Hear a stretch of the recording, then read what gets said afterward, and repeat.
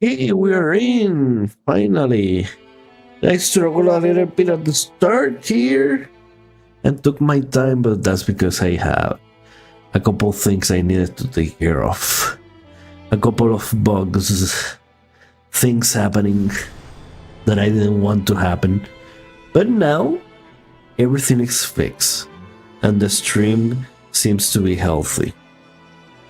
So, I'm going to jump in and we're going to do randoms today, as per usual. Seems that there was an update yesterday and that update did add it. Ah. So it did add it. This new thing.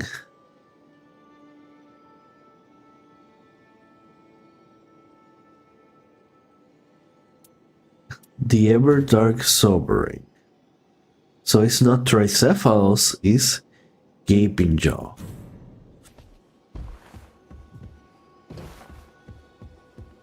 That is interesting. There's already people playing. So this is interesting. I didn't saw it this morning, so it's something that happened maybe after.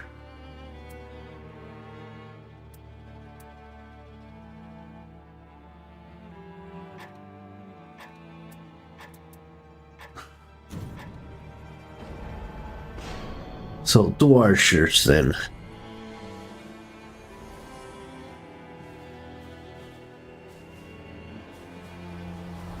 Sneaky event, Antigua, whatever.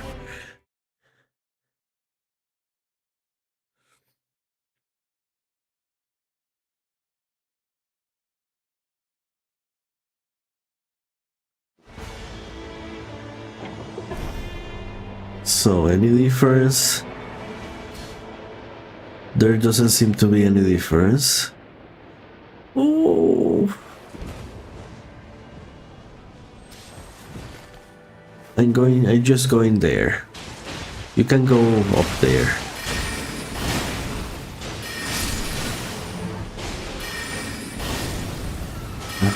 I'm failing completely.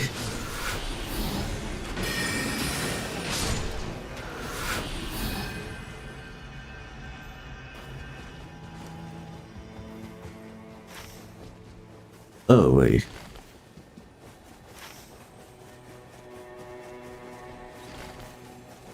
I am going to the tower.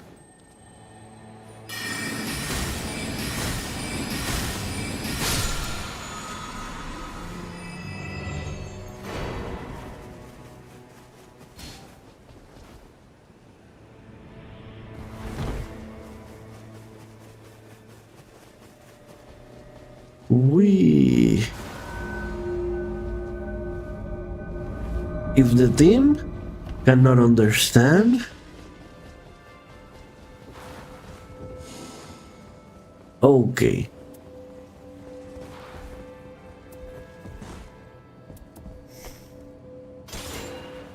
And that is going to become my main.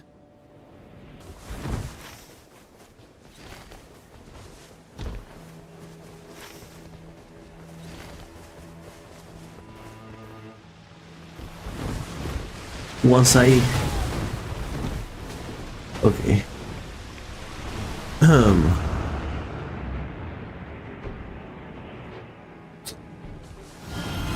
Of course.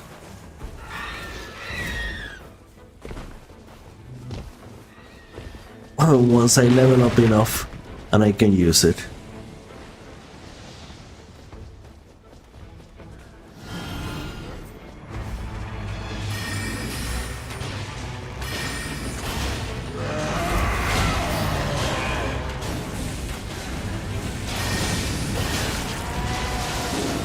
Oh my god.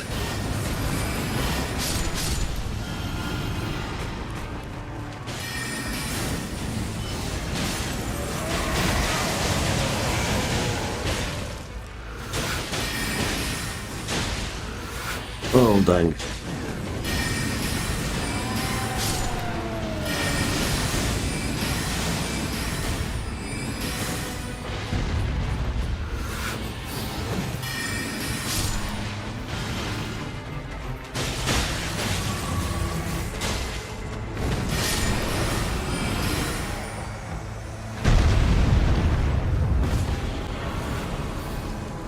Okay. Frozen and reduce FP cost. Okay. I'm starting to get a collection here.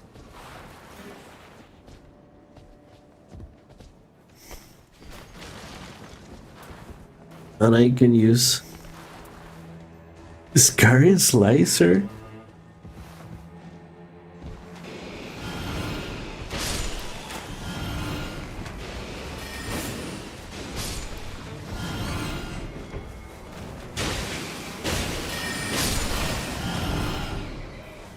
Okay. I think we have something going on here.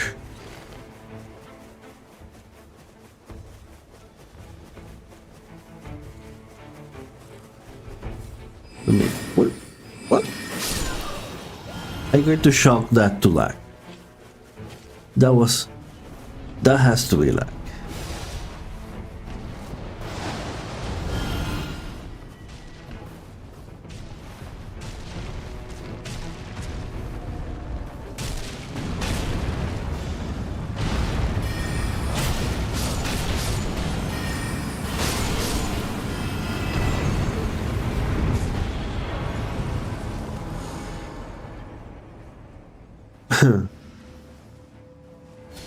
Well, I mean, sure.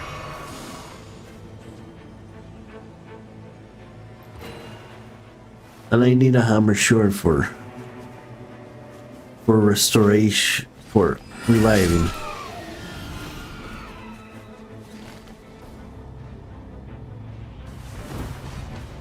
But I prefer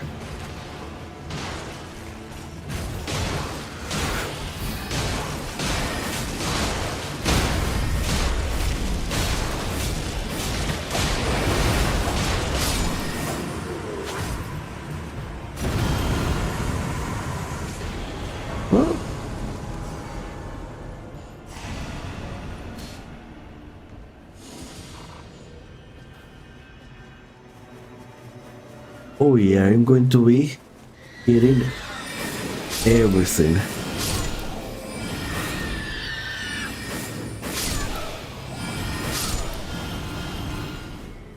For sure. Oh, the dogs.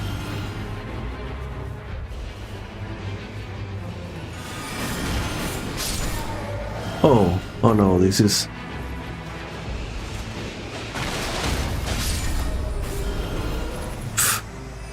They kill it before I even have a chance to.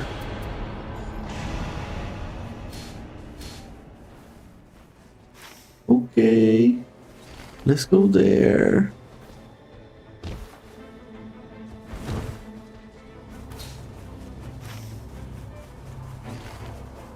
Okay, the terrain has changed a little bit, or is it me?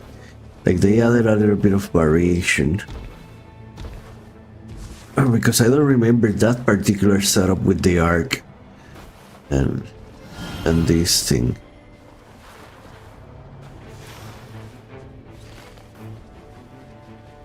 And this thing over here.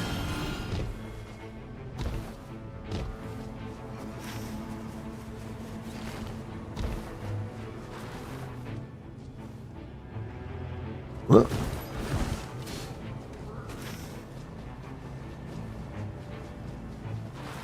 oh, you want to go the other way?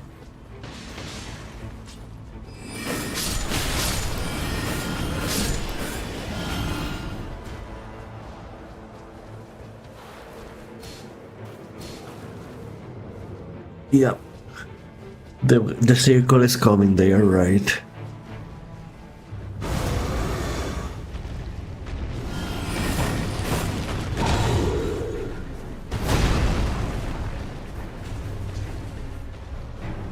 Oh my, that is complicated.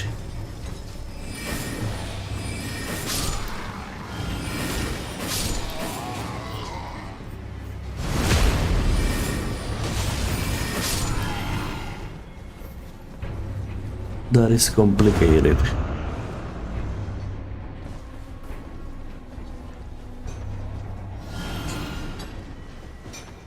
Oh, here ready.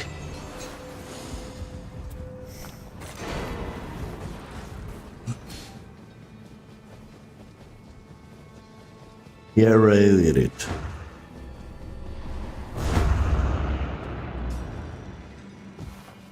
Well, it's too bad we don't have a second stone.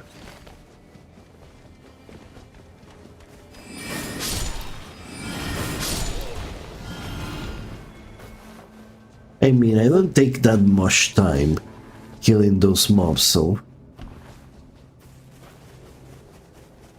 I might as well get the extra experience. Oh. Okay. Oh wait. Where is... That's the one.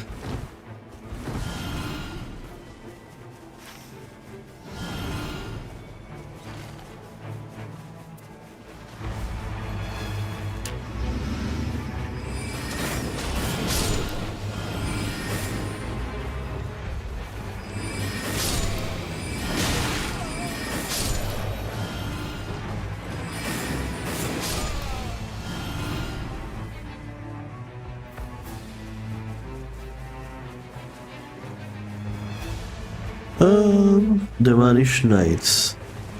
Okay, it means these two guys.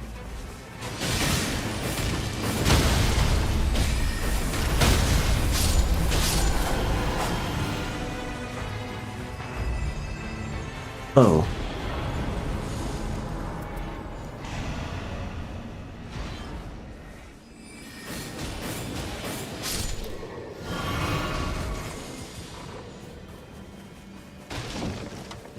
Dang it.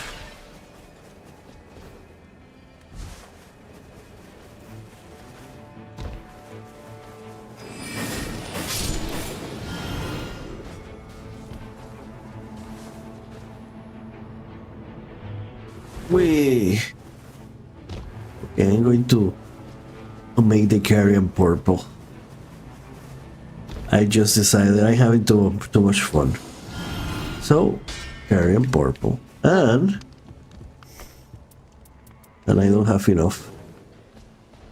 Oh, that's the virgin. Oh, now I have enough?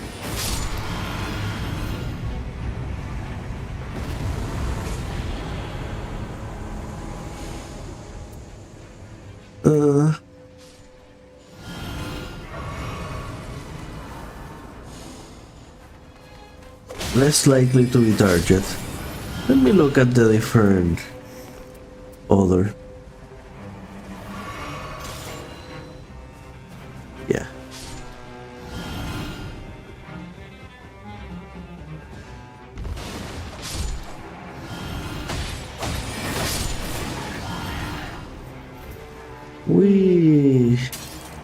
There may be some good stuff here, so let me see. Oh.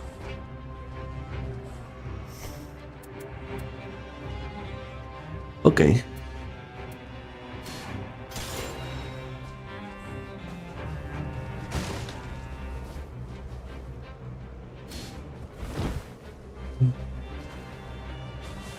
What do you want?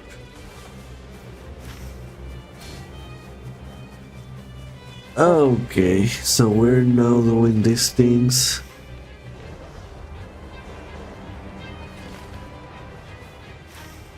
It feels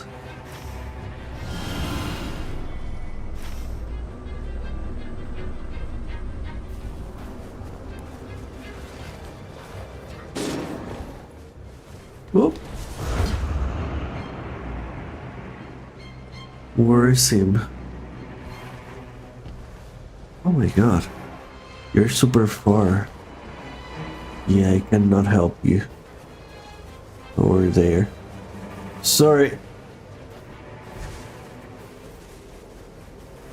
I wish I could, but I cannot. Okay, now let me look for the merchant over here.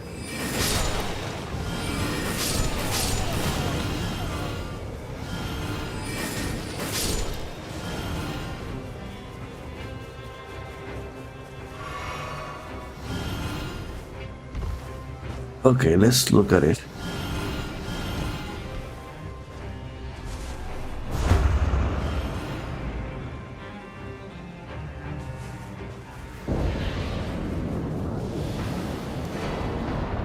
Well, it's okay.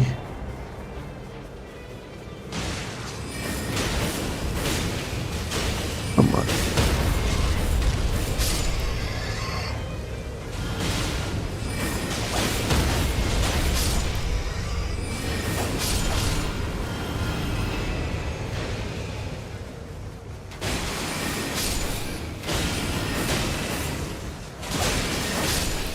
Okay, I need...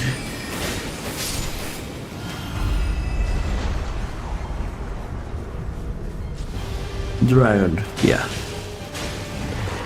Easy mode.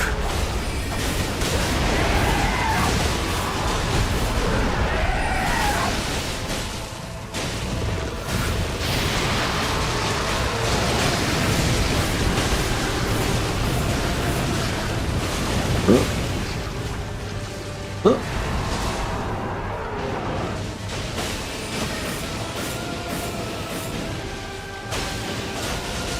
Dang it.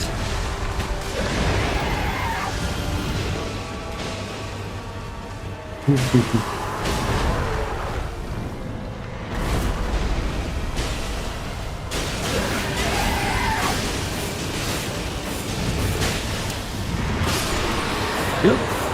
It should give me more experience. Probably slightly, but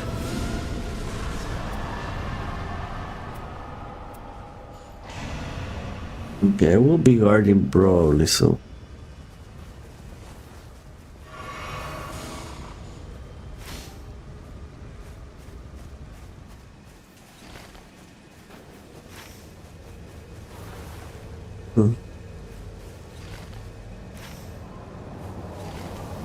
okay. Sure.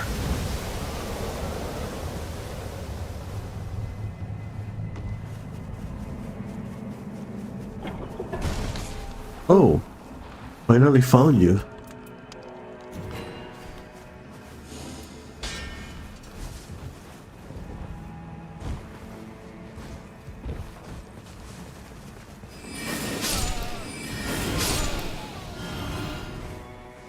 If they are on their way, I'm killing them.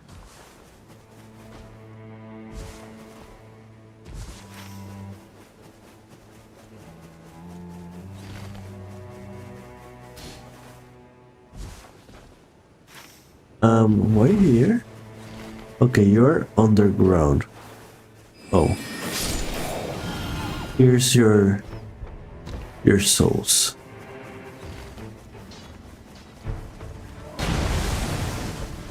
Are you up or are you down?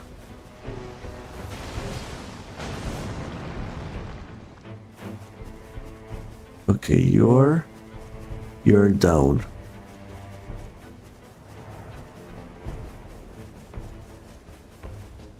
Yep. Right? Or not?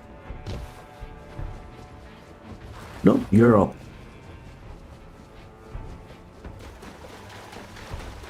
Sometimes these guys fight in an unexpected way.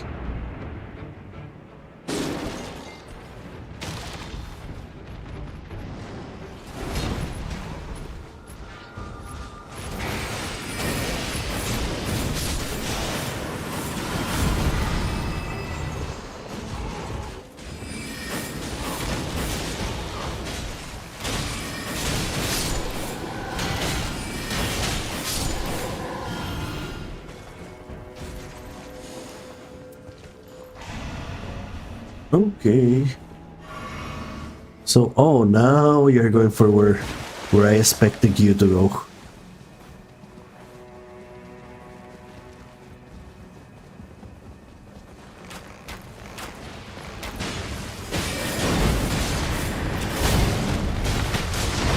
Wow. It is strong.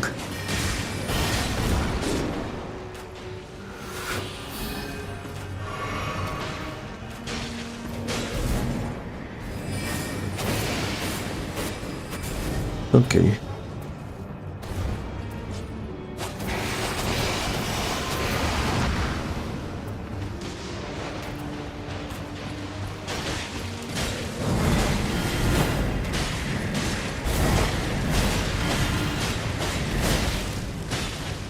Whoa.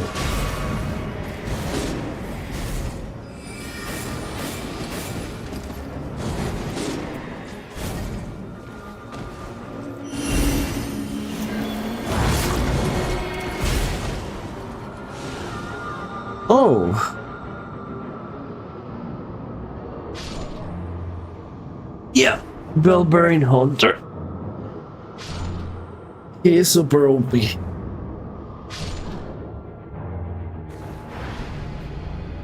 Now the question is, are they going to be strong-headed and keep going here? We have two archers, really.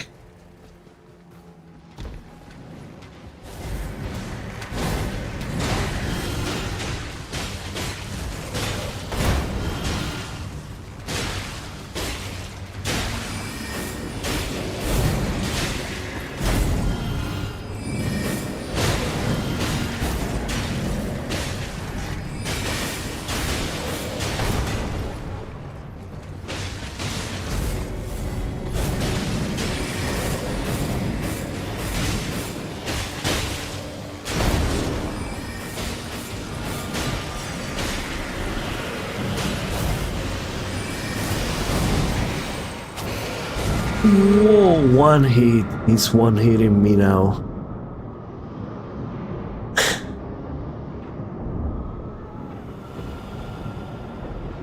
Yep.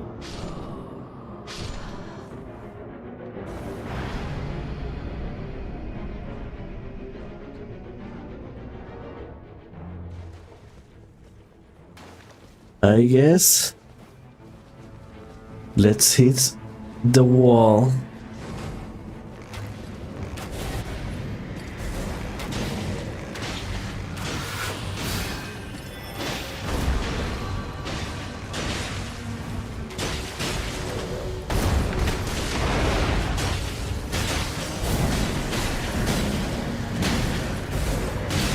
Oh my god.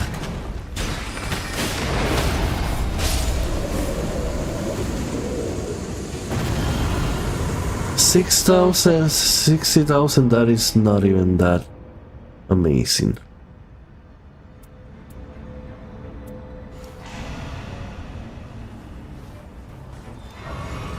So, 11. Improve fighting discovery.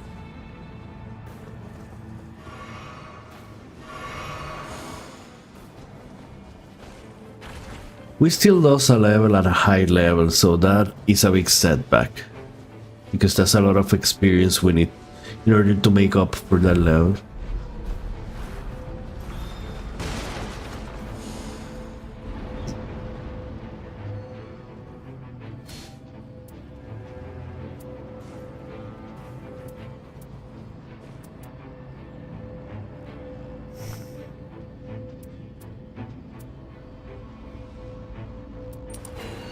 Sure.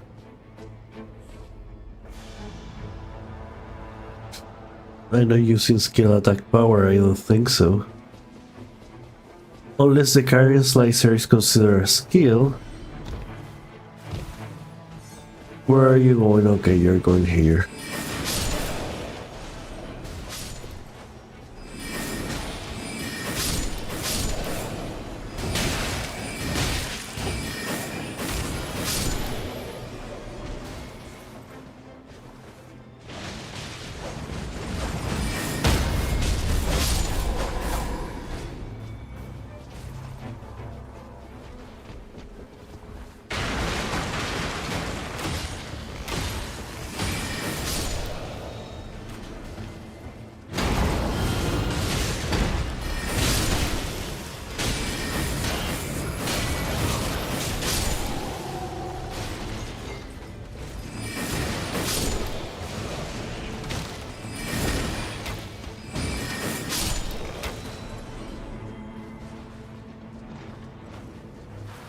Okay, what is the point here?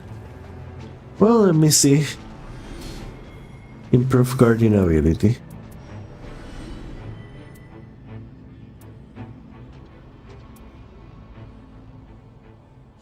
Nah. Okay, where are you going, guys?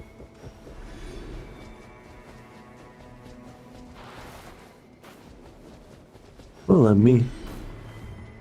let me go in there and take it.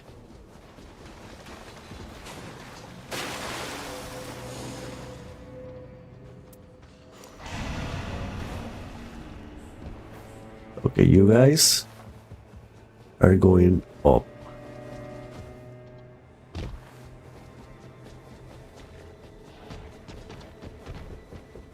No, you're not going up. I lied.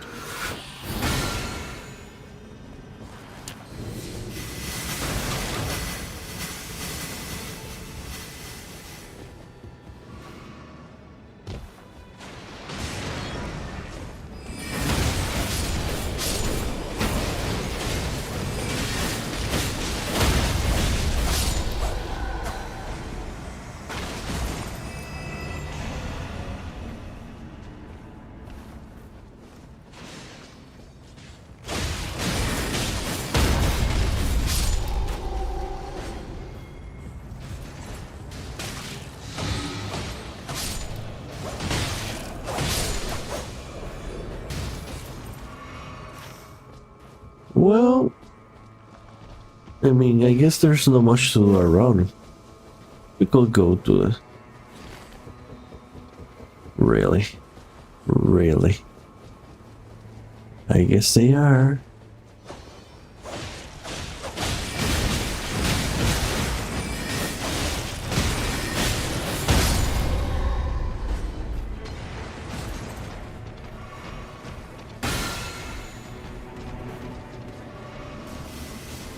Okay, this is definitely going to be something. A center.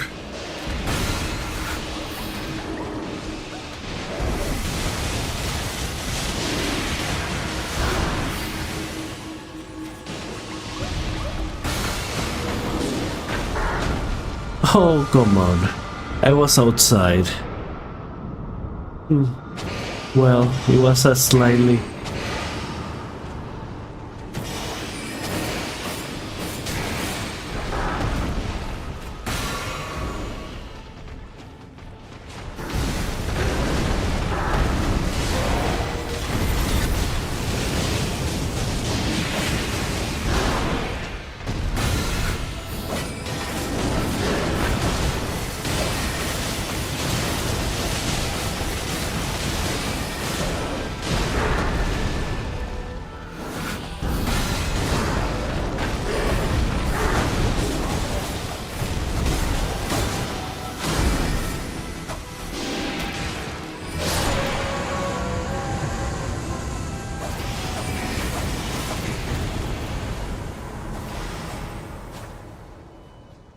Why did it...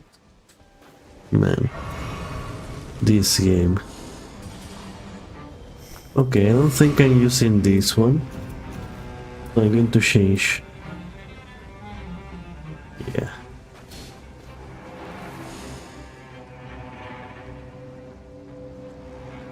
Okay. Multiple periodical glint blades.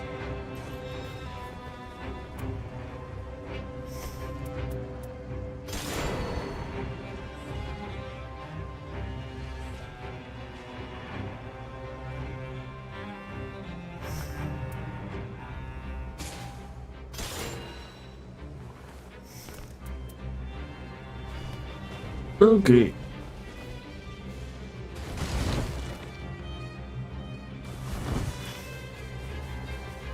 I wish we could have another purple, but I guess they thought it wasn't important.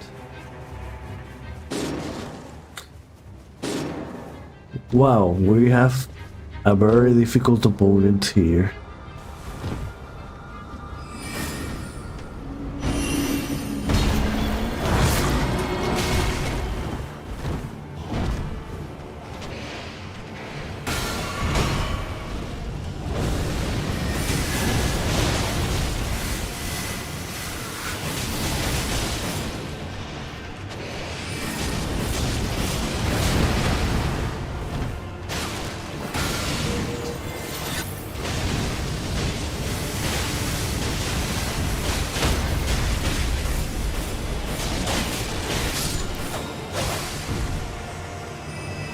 Okay, we melted it.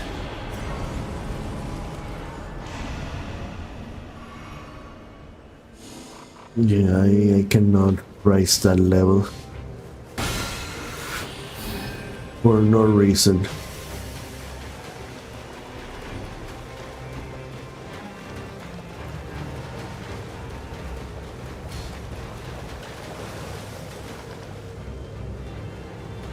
Nope. Nope. That's one of those.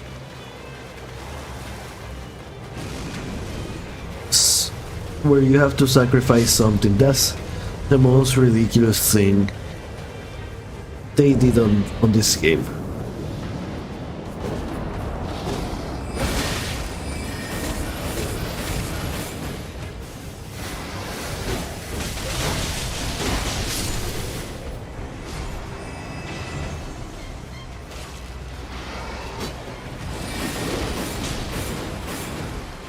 Oh, come on.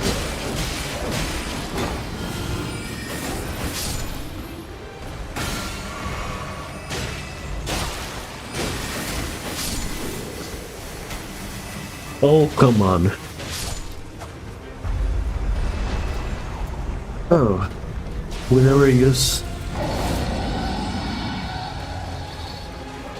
Oh, this is going to...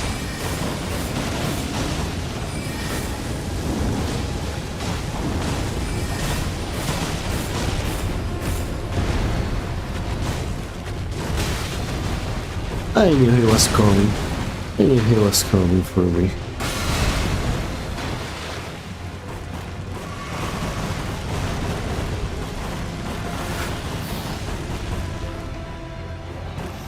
Let me think about it.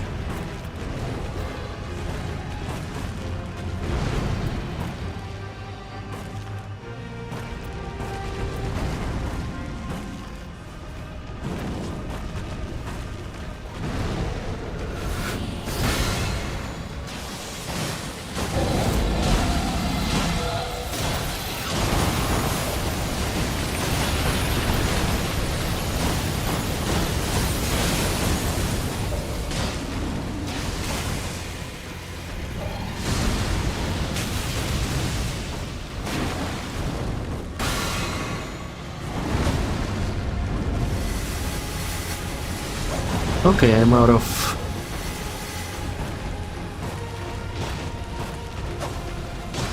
Come on. Okay, now.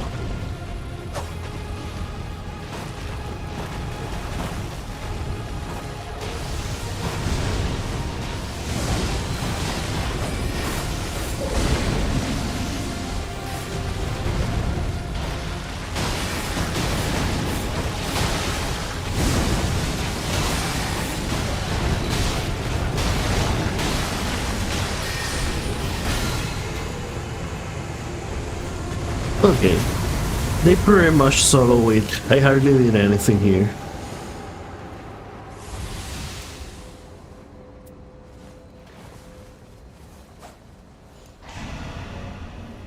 I wonder if this actually improves Carrion Slicer or if it doesn't do anything to Carrion Slicer itself. And only to weapons that have magic.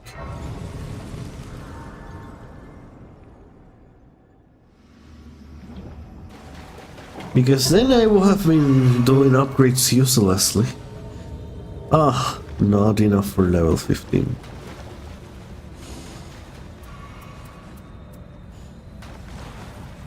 Ah.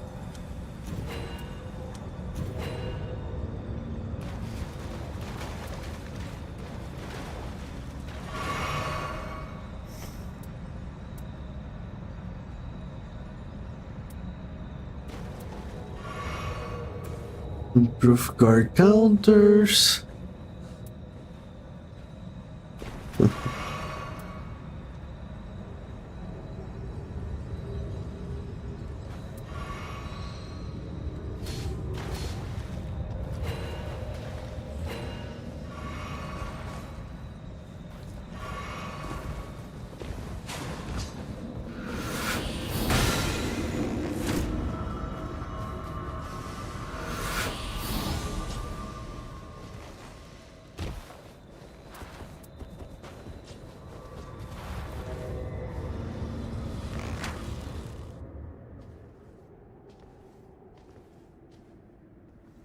Yeah.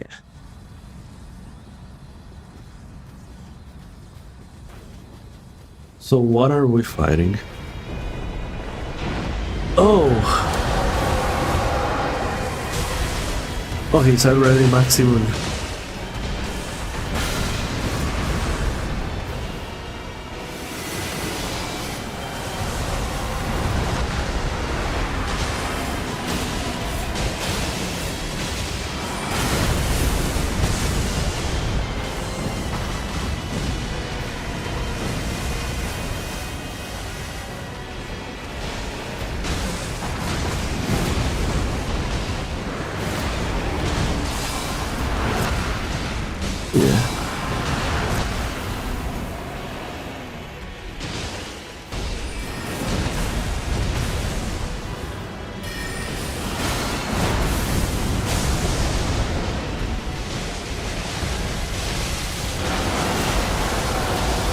Oh, come on.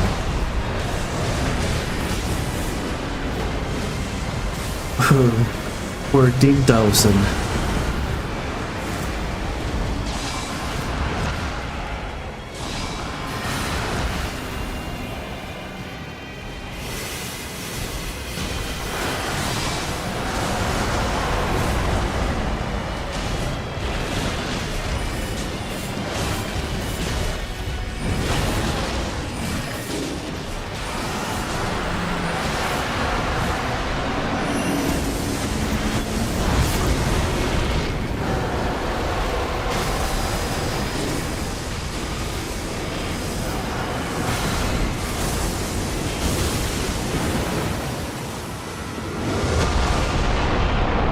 Okay, I don't know what I'm started doing, but it didn't have invincibility.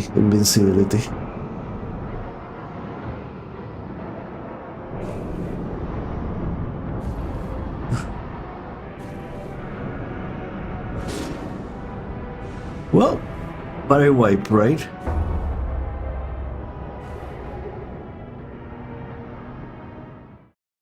So yeah, this one is on a higher level.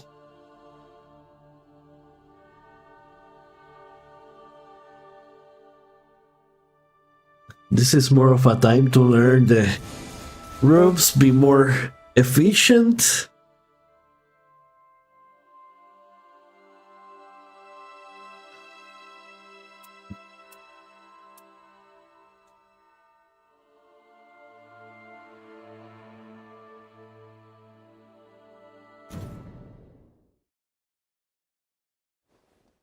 And so on and so forth.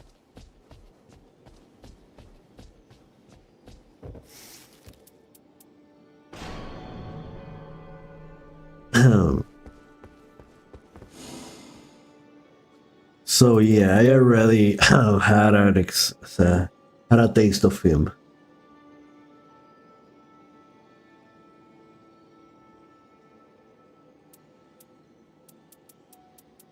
So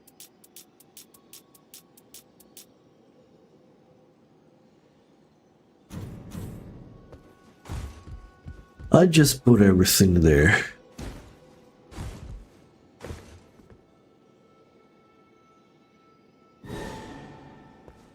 Oh, that was fast.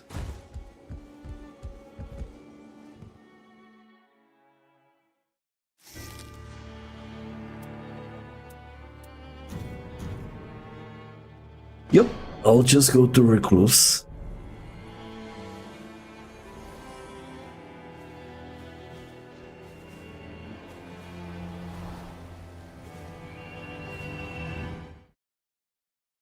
And what are we fighting? I have no idea.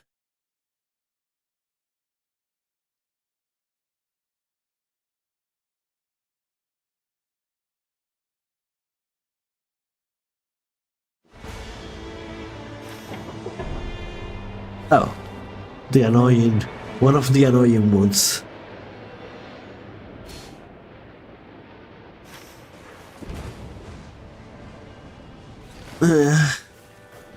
If you want.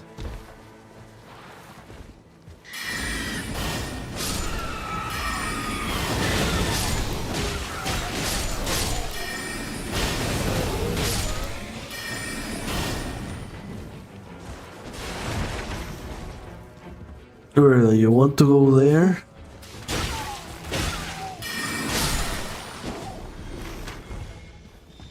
I mean, oops.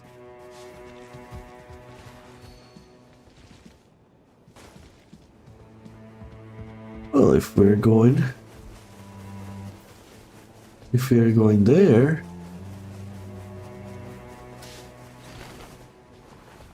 we might as well come here. I don't know why.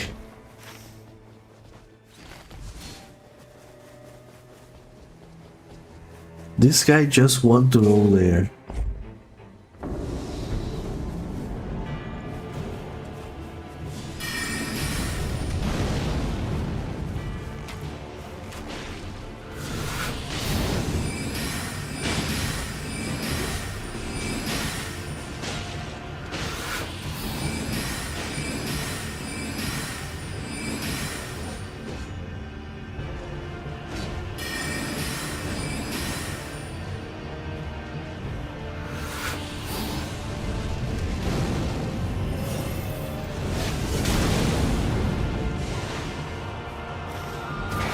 Wow.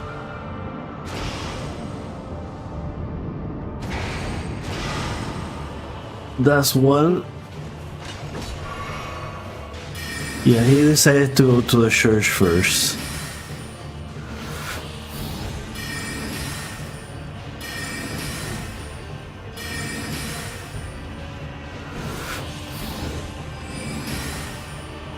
Ooh. This makes things spicier.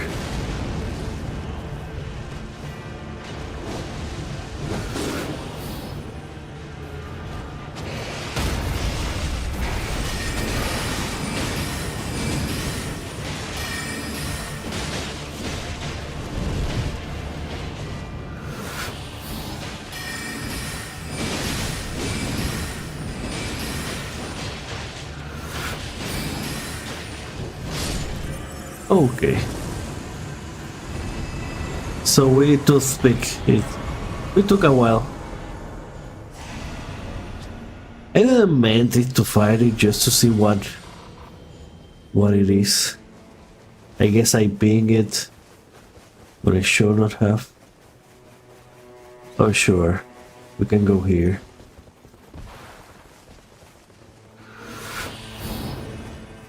I mean, why not go to the... Why over there? Why do you want to go over there?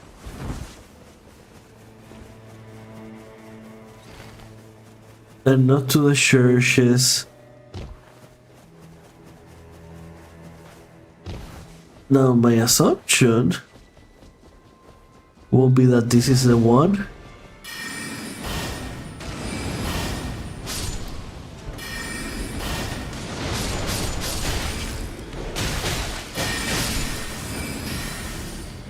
That he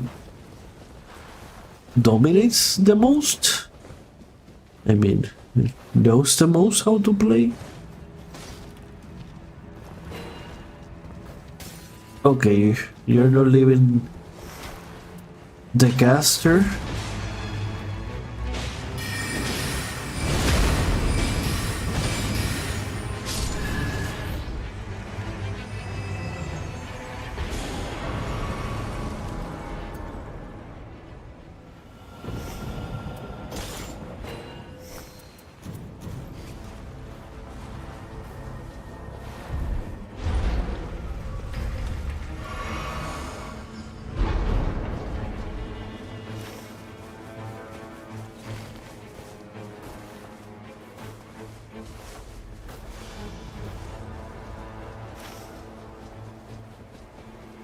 Well, we're pretty much.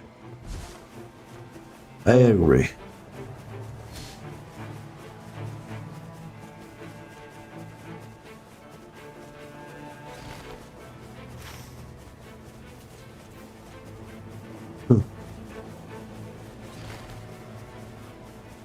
This is the faster one.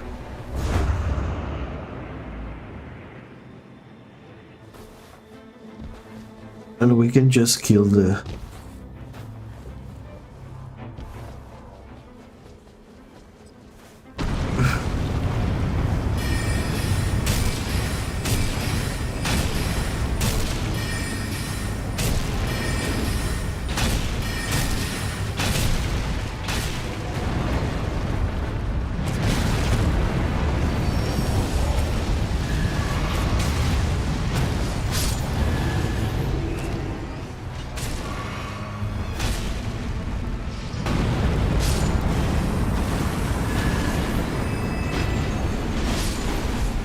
Okay.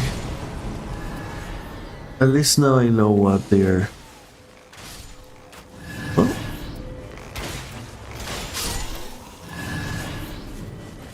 I'm probably going to keep...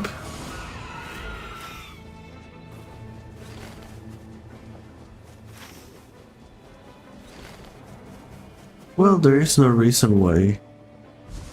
Why not to go to the church for a second?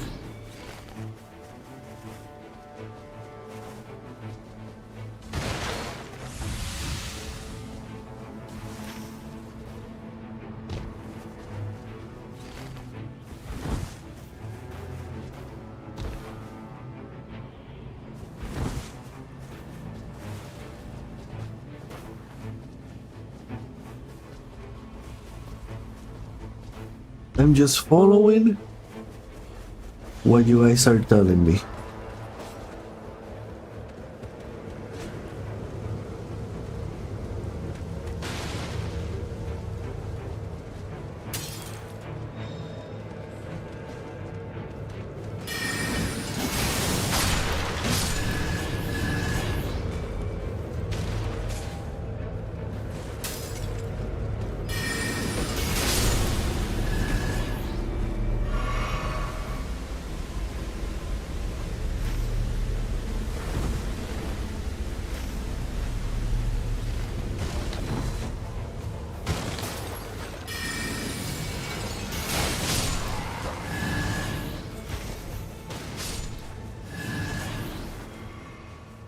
Okay. I say we might as well just go. Oh. Sure. I mean, we can... Or we can just mount the boss here.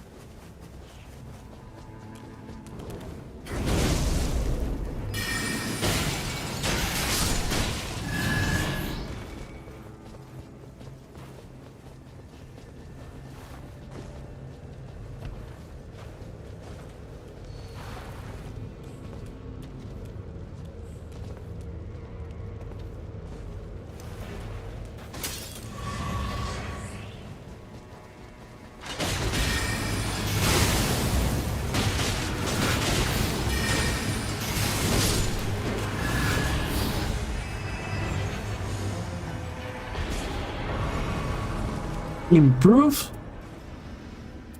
Improve?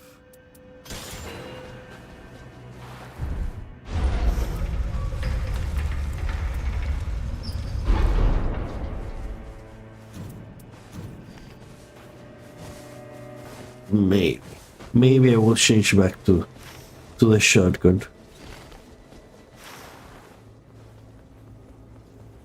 Well, if you want to really fight that guy, I mean, sure, it's an amulet, but whoopsie doopsie.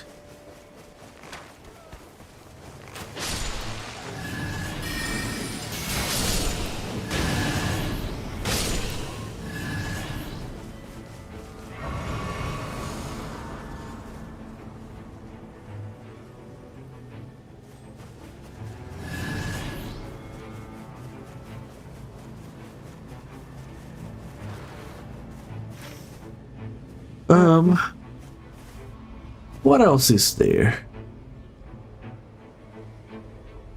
I guess there is a church over here.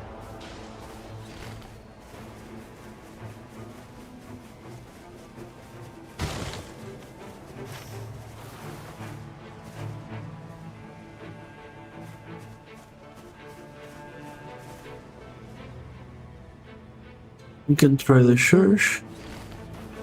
Or we can try to storm the... Oh my god, no.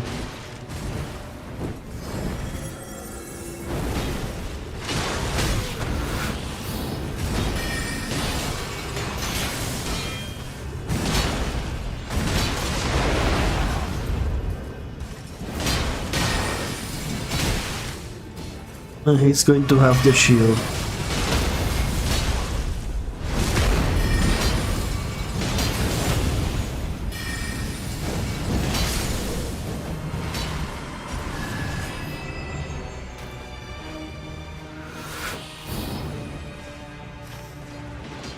Hmm.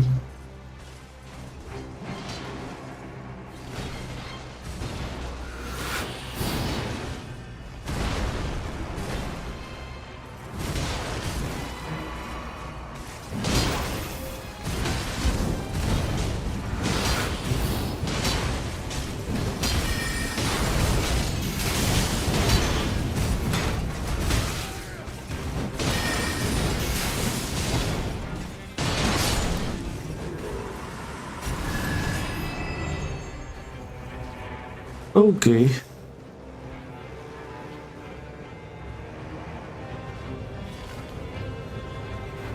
Yeah, he says it's time to go.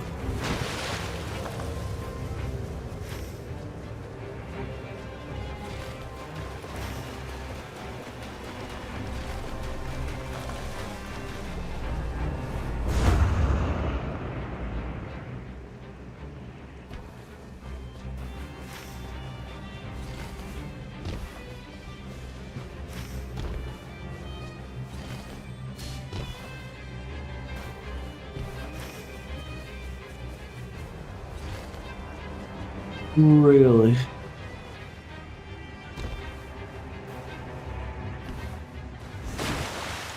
Okay. That was something.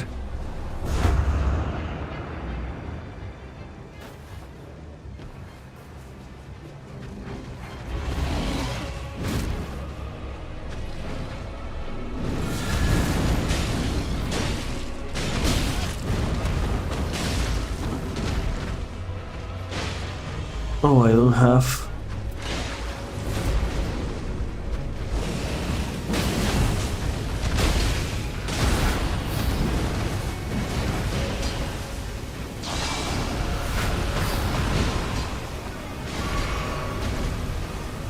Okay, never mind. William sometimes needs to let go.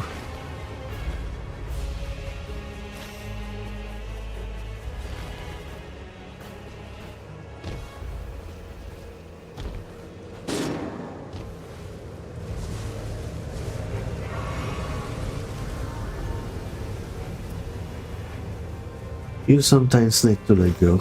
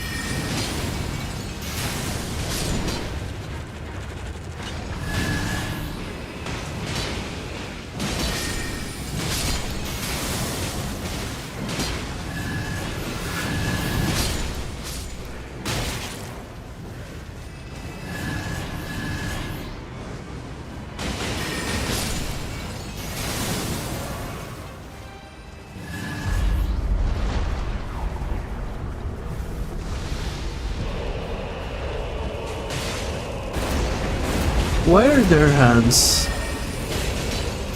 for this boss?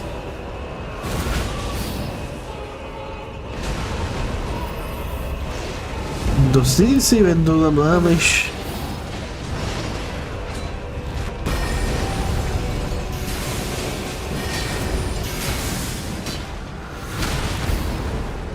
Oh, okay. I wasn't even close, but that doesn't matter.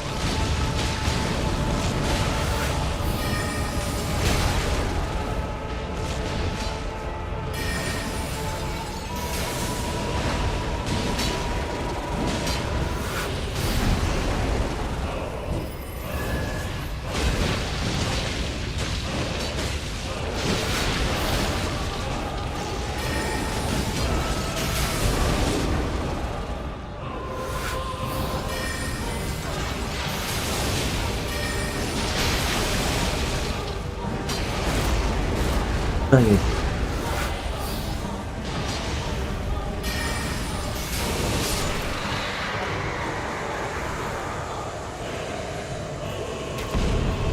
I really need a speed up for my spells.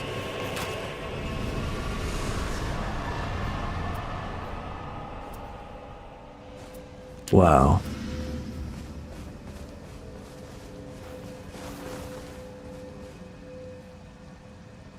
Wow. Garbage. Garbage. Pure garbage.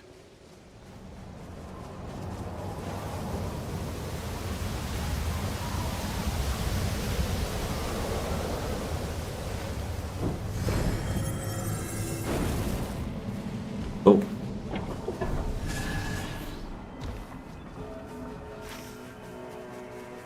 Formidable. Okay, you're going to that one. Oh. Oh, you want the rematch against...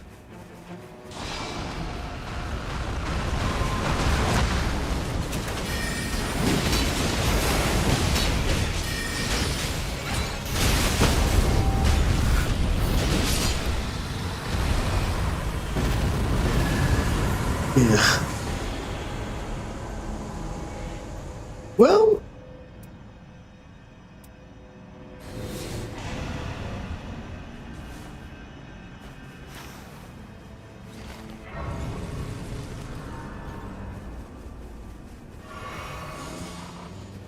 Oh, we are right here. Let's just...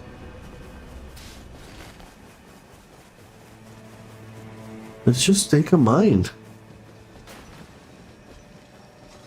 And we can go to the church.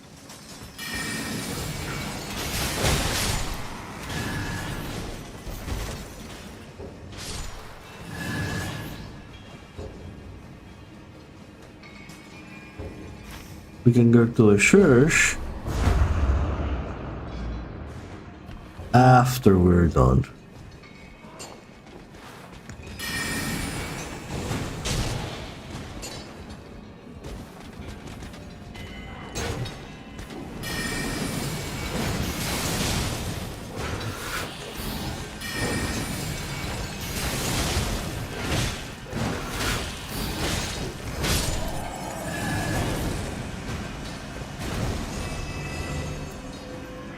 Where's soul knife?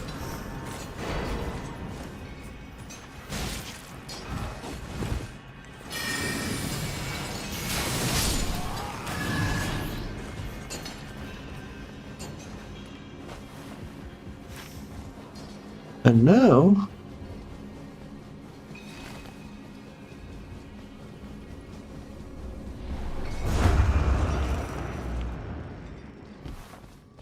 Now we go to the church.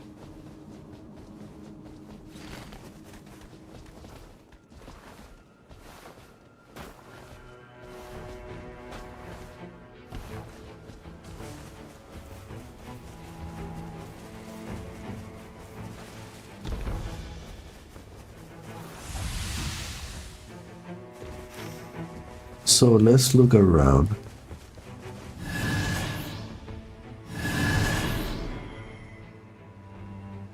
Uh...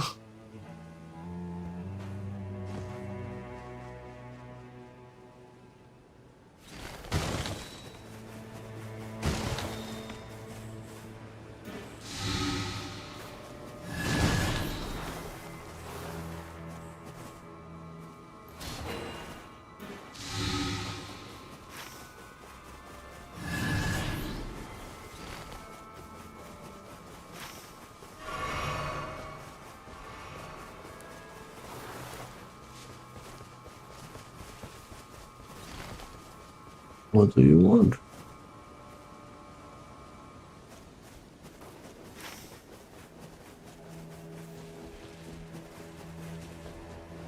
I mean, sure, we can do this.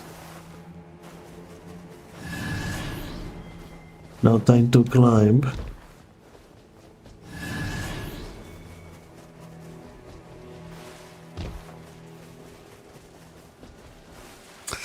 Let's see which one is this enemy.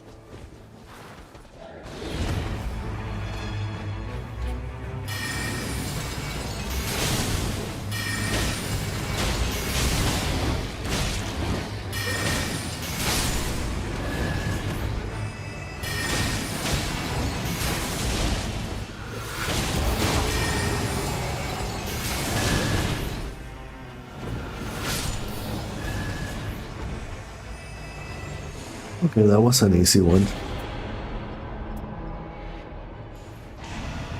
Sure.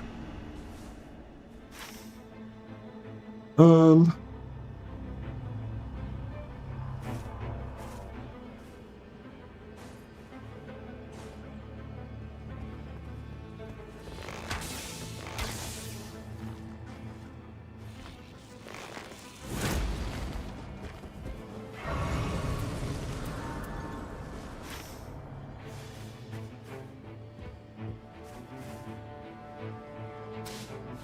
I guess we can go there.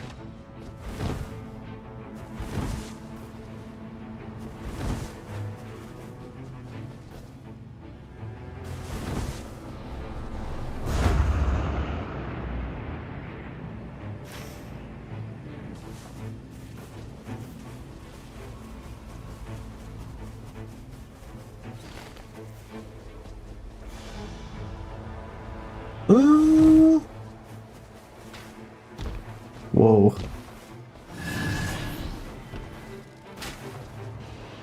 Oh.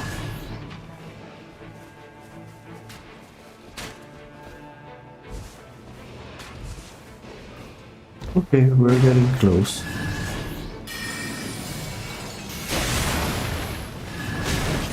Oh.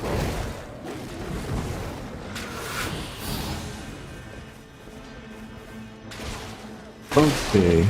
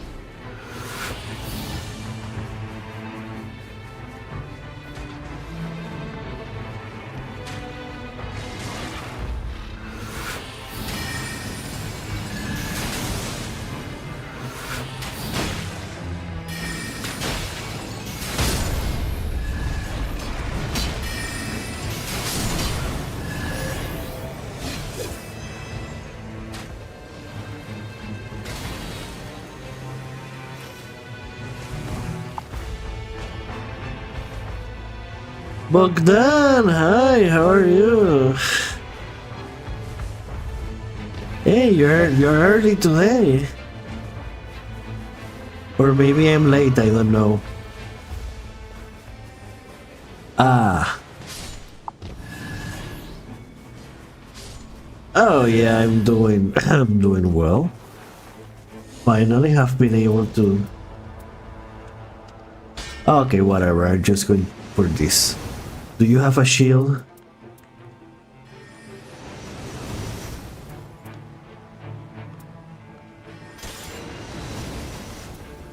So yeah.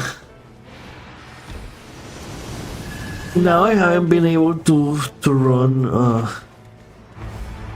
I mean to play Red Dead this past few days, but I have been busy during the day. Oh yeah, sure. We can do it after. Oh my god, I have no life. I have no FP. After this round, I'm going to bring out the list.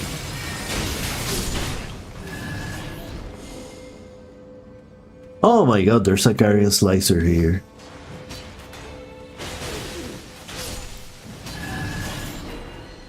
Yeah, sorry.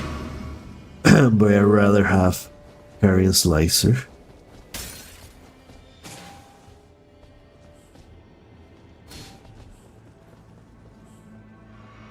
Ancient Death Rancor.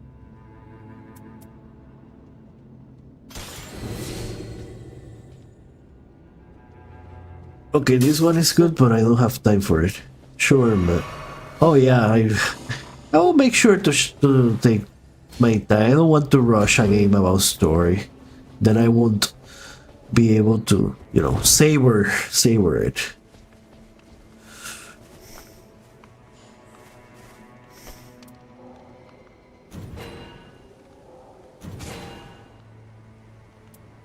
Okay, is the carrying stuff?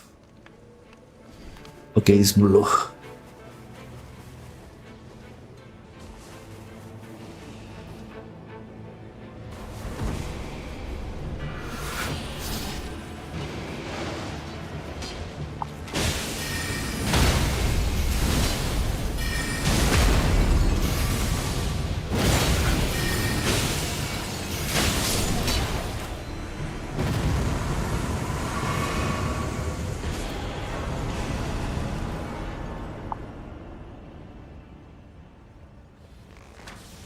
Nah, it's double of that. I'm pretty sure my last time I checked my Steam account, it says like 160 hours.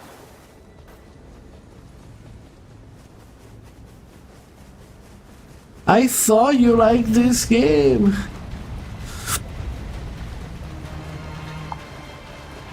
Yeah, like 160 hours, which is actually low by, you know, other people's standards. Not yours, but you know, there are people on the thousands already. So the truly dedicated. I'm still a casual. Well, not me. I prefer this to eldenring, I will be honest.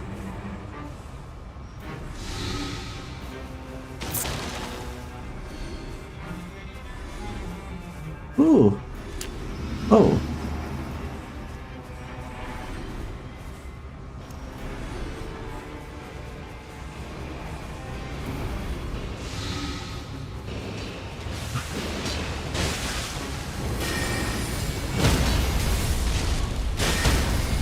Okay, I'm not doing that much damage.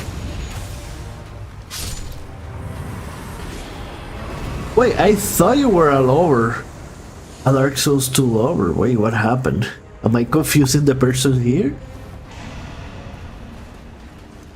With the bridge? Did you broke the bridge by any chance?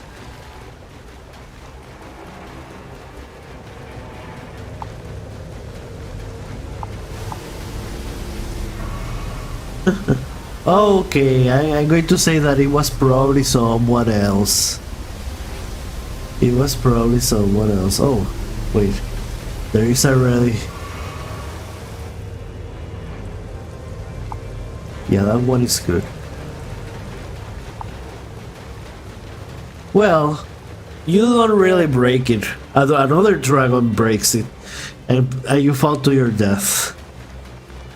But maybe you haven't done it, haven't reached that part, so I'm spoiling it to you. Sorry about that. That's probably one of the coolest parts of Dark Souls 2.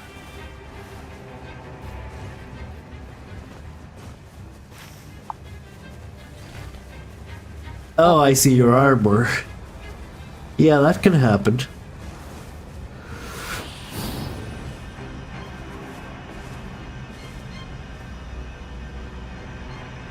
I now have bubbles for the boss.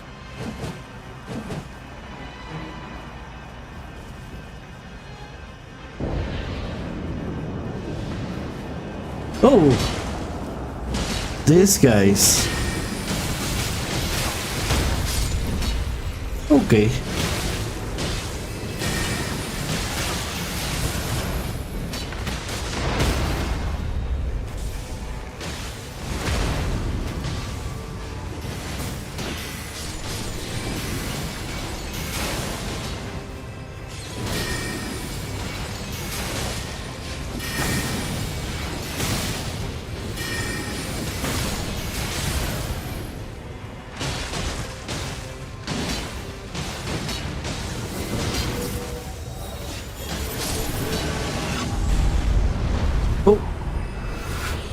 There is no one to...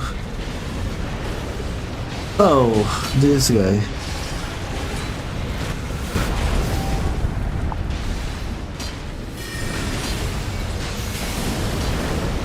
Rigor? Nah.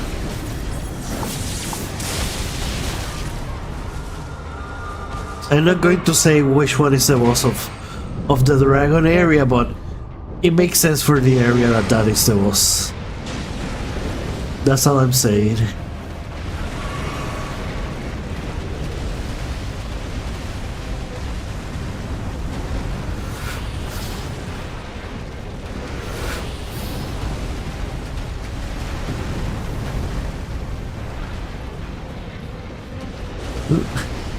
You know what? I'm going to start throwing balls.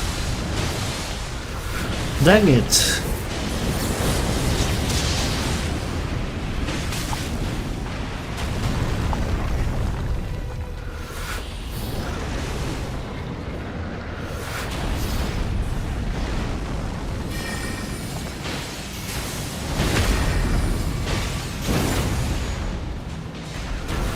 Finally.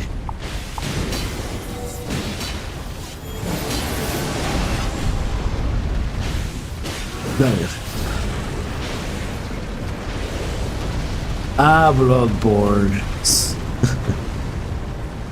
The second best Souls game after Dark Souls.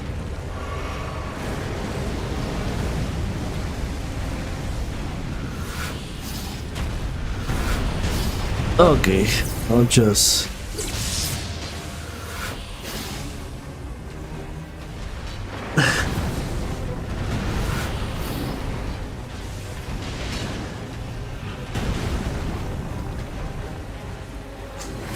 I just throw balls.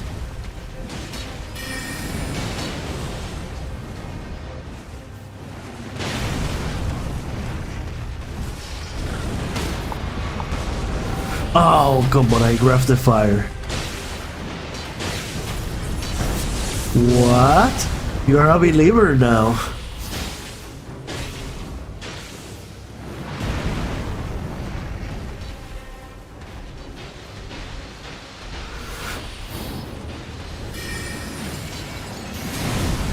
Well, if we Elden Ring, you mean Nightreign, which I like more than Elden Ring base game. Well, I wouldn't say that I like more, it's more like I enjoy it more. Okay, now is... Okay, I could use lightning now.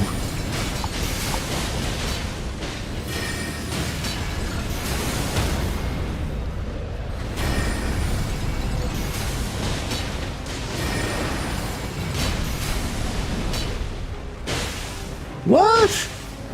Preposterous. How dare you say such a blasphemous thing?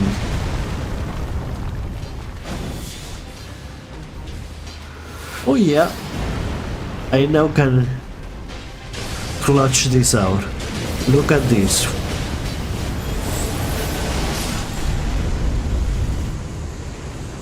I don't think it was me. I heard arrows.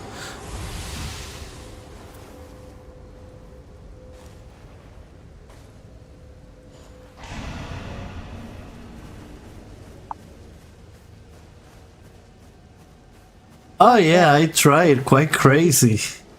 He kicked my ass, by the way.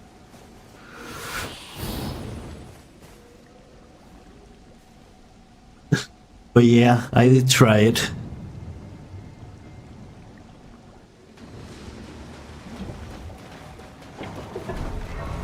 Completely wiped the team.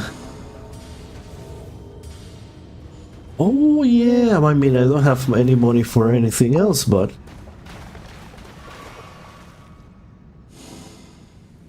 Yeah, there's a new gaping jaw boss. Like an upgraded version. You can play the old one, or you can play the new upgraded, powerful version of the gaping jaw. Which is crazy from the beginning. You know the second phase? That's his face, first phase. And then he has another face. Oh, I never used this. Let me hide it where it cannot be found.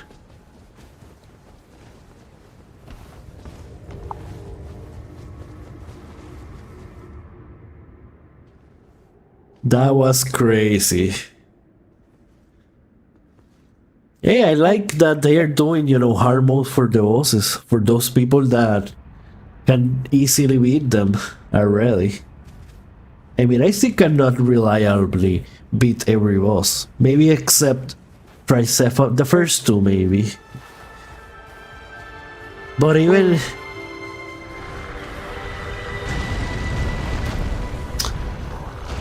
Oh, right.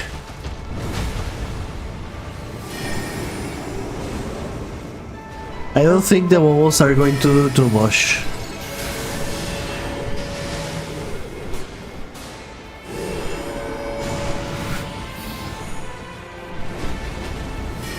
Can I hit you? Oh, that was good damage. Okay.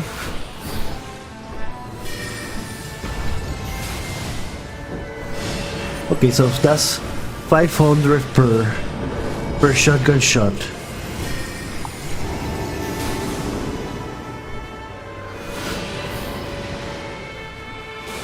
Oh, it's annoying. This one is annoying. Oh yeah, this one is annoying.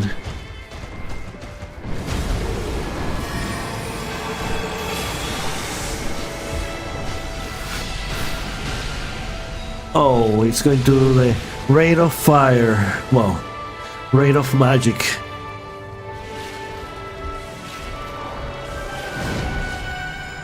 Nice. He also does poison.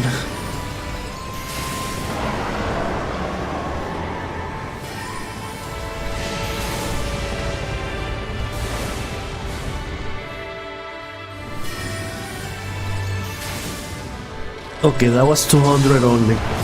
Oh, you got close.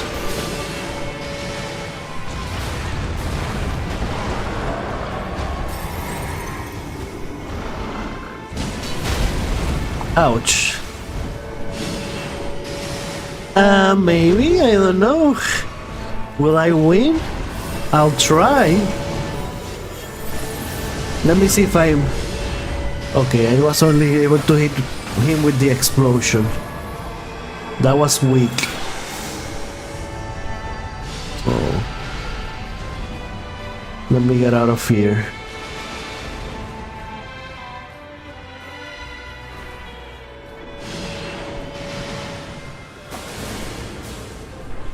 You know that I'm not... When it comes to winning, I'm not the guy. Okay, 400 only. Okay, that's poison. Let me get some FP. Only 300 this time.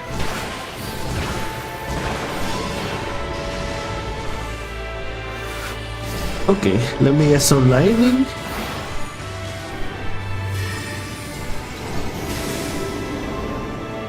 Dang it.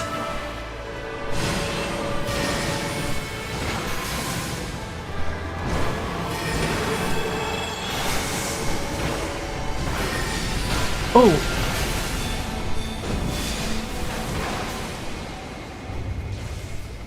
Oh yeah, that was a little bit dangerous. Okay, he's going to his second form.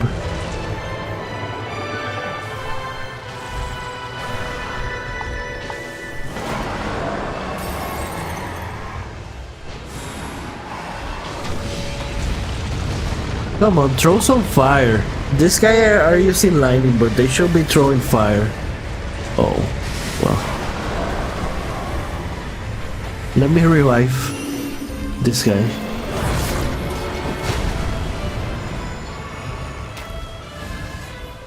Fire, come on. Oh, I ran into the poison.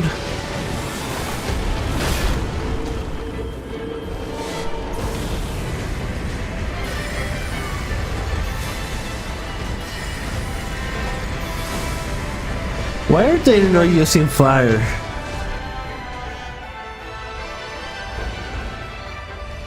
Oh, fire. Okay, now I have all three.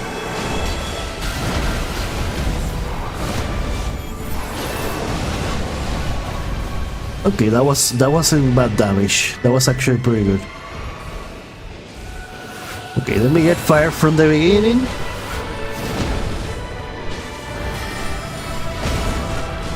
I knew he was coming.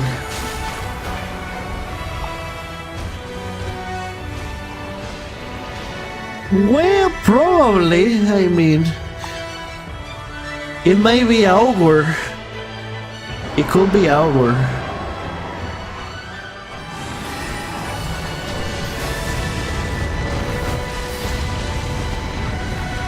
Okay, it's not going crazy.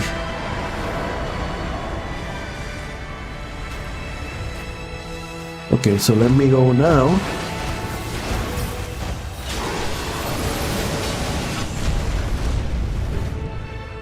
And get...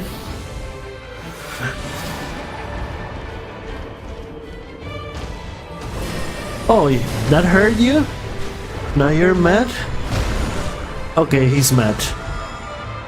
And I fell for it.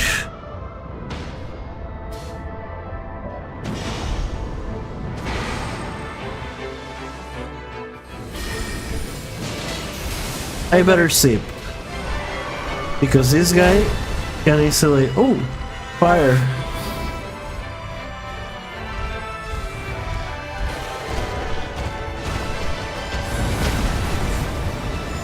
Let's do another 1,000.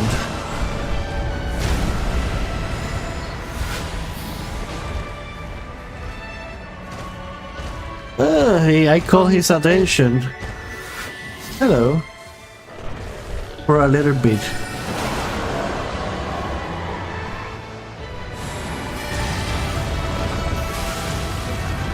They are doing good. They actually revive me and everything. So, it's pretty much a team effort.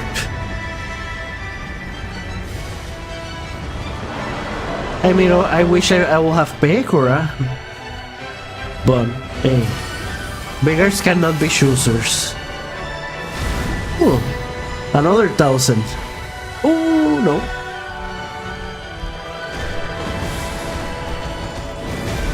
Let me...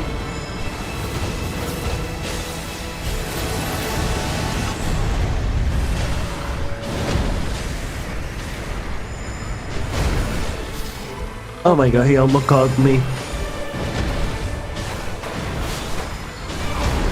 Oh, he poisoned. Dang it.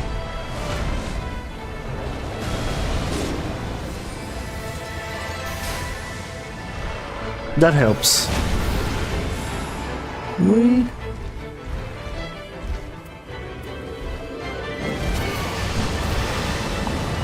Oh, I forgot that I have fire. I can just get fire myself. Okay, never mind. I should not have done that. Well... well, I don't think I have Discord enabled, like, to hear stuff.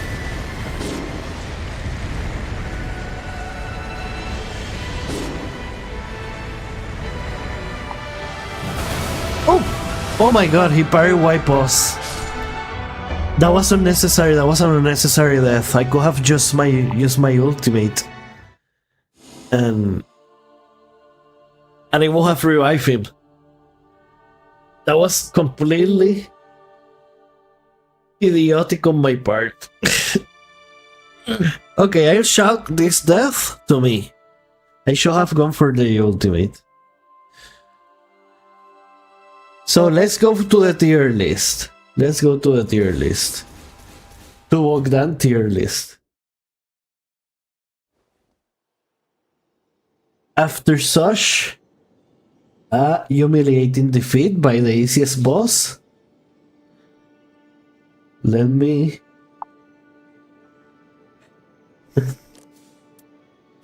let me go back to... See? It says 150 hours right there. Let me show you. You see, Loom by Life, 150 hours, 22, 23 minutes. So the game can count how much you've been playing. So there you go. Now you know how to do it. Anyway, let me prepare the tier list again.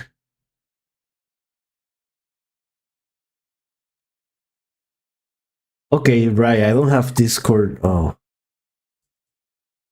Discord is here.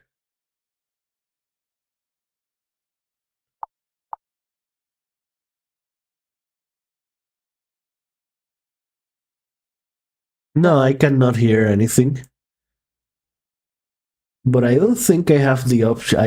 I enable the whatever I have to enable to hear you. Can you hear me through Discord? If you turn off.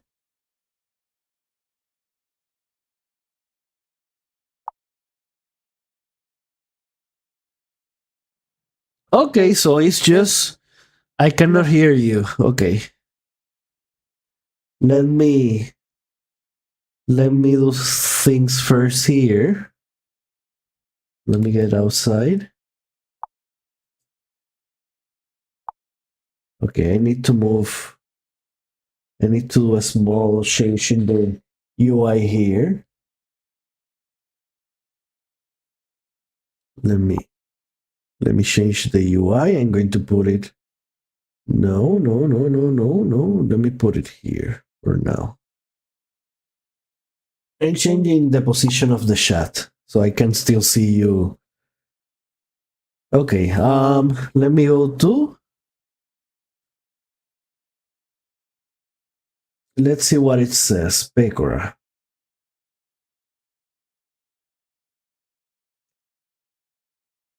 Uh-huh. Okay, let me.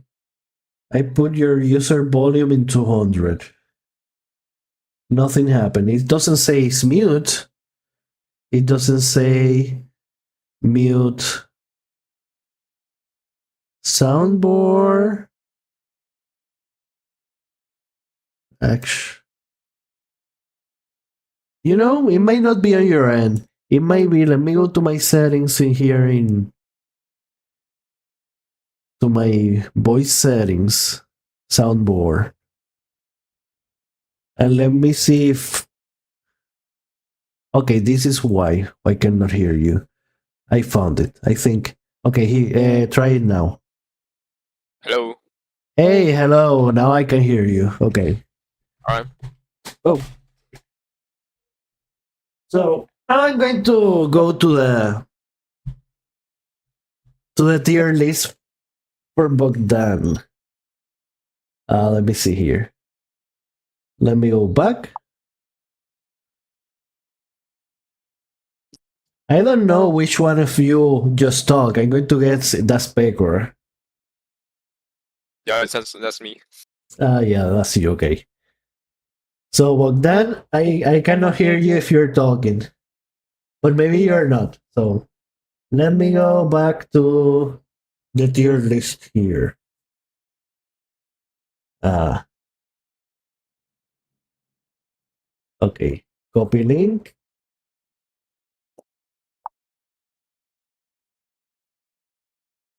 I need to enable. Oh, it's already here. Oh, that's perfect. Let me see. Ah, there we go. We're back in business, boys. We're back in business. So let's see what is this. Oh, I need to change where the chat is. 1 second. Um, because now I cannot see.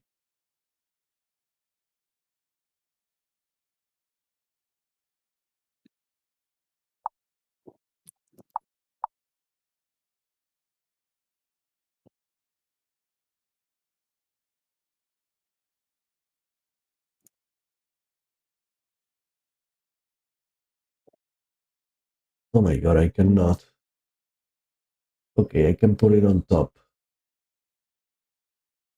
Let me see if it's fine there. Let me just. Oh no, I cannot see it. Okay. Well,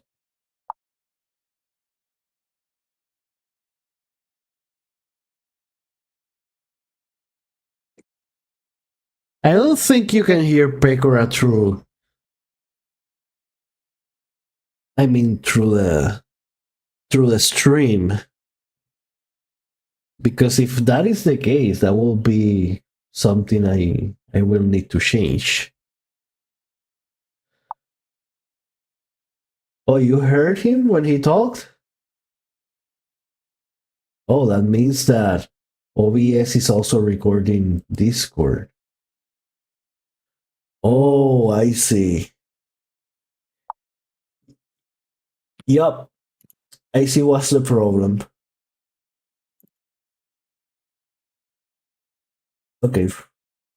I think Pekor, if you talk now, he won't be able people won't be able to hear you.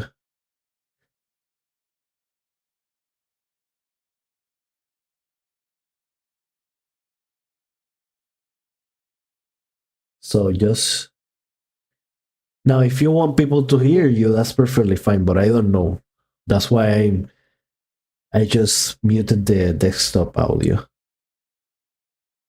So now, unless Pekora tells me to that is fine. If you know if it's voice, yeah, I just heard you. So people can hear you through the stream, but I muted you so that people cannot hear you through the stream because I don't know if you want people to hear you or not.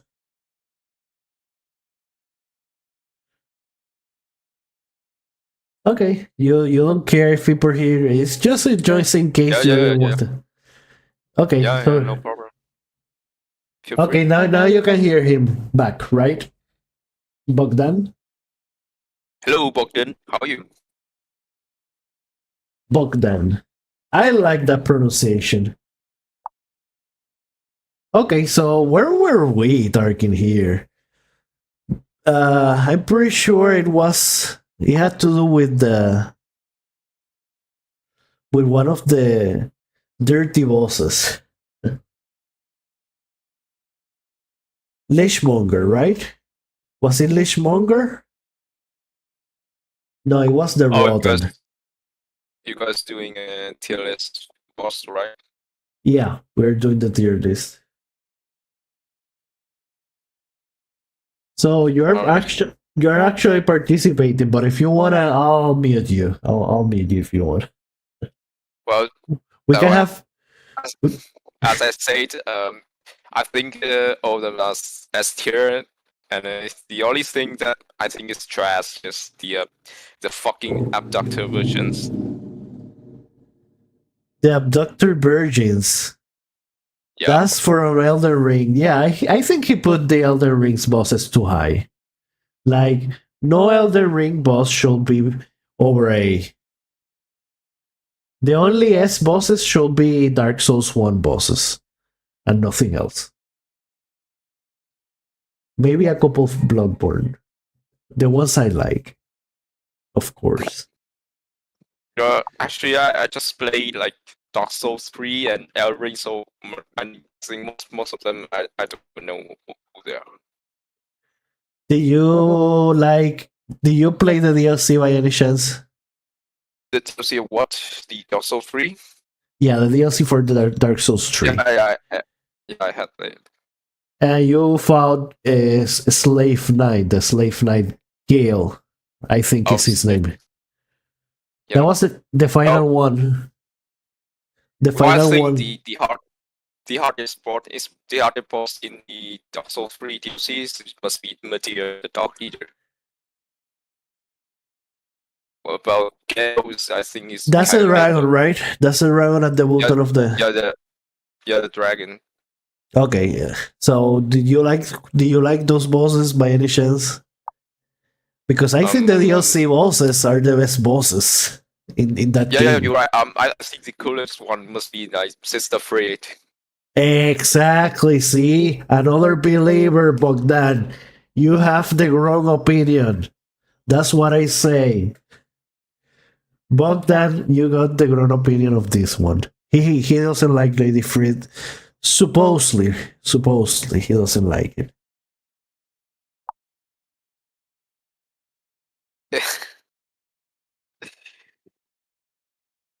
Oh, oh, wait. You put. Oh, maybe it was another person. Hey, well, what can I say? Sometimes I forget who tells me what. I'm going to check that stream where you were telling me that she was trash. Who says she was trash? I think it was Bogdan. I think it Real? was Bogdan. Clearly, he was trolling then.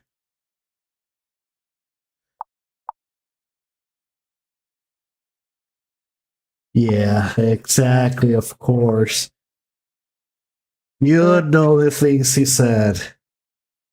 So, did you play Dark Souls 2, Pekora? Or. No. No. So, you Hell don't know no. about the Rotten. Okay. Yeah. So, all I say about it is that it's just a copy paste from the one from Delishmonger. So, I will put it on F. They're pretty much the same fight with very but small differences. So, now we're going to the cleric base. Did you play? You haven't played Bloodborne either. Yeah, just about like the first hours. I not finished the game because the emulator was so lagging. Wait, Cannot handle. Pekora, you have played Cleric Beast, Yeah. I beat it. but you told me you didn't have a PlayStation, so you got a PlayStation recently. No. Here's the point. I haven't had any PlayStation, but I tried the game on the emulator. Though if you're using less than legal term, legal means, don't tell me. So don't expose yourself. But I'm fine. The important thing is that you play Bloodborne. That's the important thing. Yeah, I bet it. But just the first couple hours, not finished the game. Okay, but you have played the Cleric Beast. The Cleric Beast. Yeah. That's the first beast boss in the first area. Yep. So what do you think of it? That was your first time playing it, right? Did you one shot him first time? Kill him first time? Yeah. I know it's like the third time. I'm trying to learn. I was trying to learn his moveset, but anyway, he was cool boss with a. I think the sound design is a bit weird, but I think it's cool though. It's normal to die on Bloodborne on the first bosses because Bloodborne doesn't let you get strong after certain point. It doesn't let you level up until you beat at least I think a boss, and doesn't let you upgrade the armaments, the weapons until you beat Gascoigne. Have you beaten Gascoigne or not yet? No, just the cleric bits. Oh, that's too bad. That's too bad. So because that's the only one you are going to know here. Cleric base is well for the area. It is a solid boss, and is in terms of surprise. Here's this boss. It's a good one. It's I guess it's not much different from the Asylum Demon or the Taurus whatever, Taurus Demon. It's someone that's just jump and appears. But I still think the presentation of it. Yeah. And the lore probably. Because if you think about the story, now, well, it's still not. You're still early. The way I see the story, you were supposed to go through there because that's where that's the closest path to the church you are trying to go to. but it's going to be closed when you kill the beast. So there is no progress there. So pretty much you're progressing only to get into a into a pretty much a trap. So I always thought that was really cool about it. Yeah, it is a solid boss. It does get mad. It pretty much teaches you that bosses here are going to work a little bit differently because before that, before Bloodborne, there wasn't much change to the bosses like that. Like they suddenly become more aggressive and lose their shit and start going wild. I don't remember any boss before Bloodborne that did that. So that was the first one that I remember doing that. Also grabs you. I also don't remember any other boss before Bloodborne that grabs you.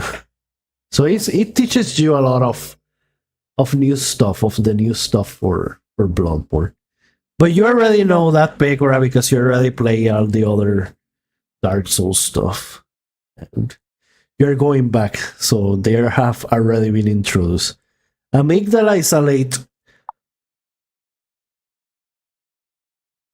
Well, I don't think he's a first boss. See, here's my thing about Cleric Beast. He's an optional boss. He's the optional first boss, but not the mandatory first boss. That will be Gascoigne. Because you can just beat the game and never fight Cleric, but you have to beat Gascoigne. Unless you cheat, of course. I think most people will find Cleric Beast before Gascoigne. You know, just exploring, getting lost in the city at the start. I don't know. I think the game guides you there. Gascoigne, you sort of have to go through the labyrinth and the sewers and sort of figure out, and then you find him. It's a little bit more convoluted to get to him. So I think that was intended. That he is the first fight is intended, but it's an optional fight. So I don't consider him the first boss, but the first optional boss.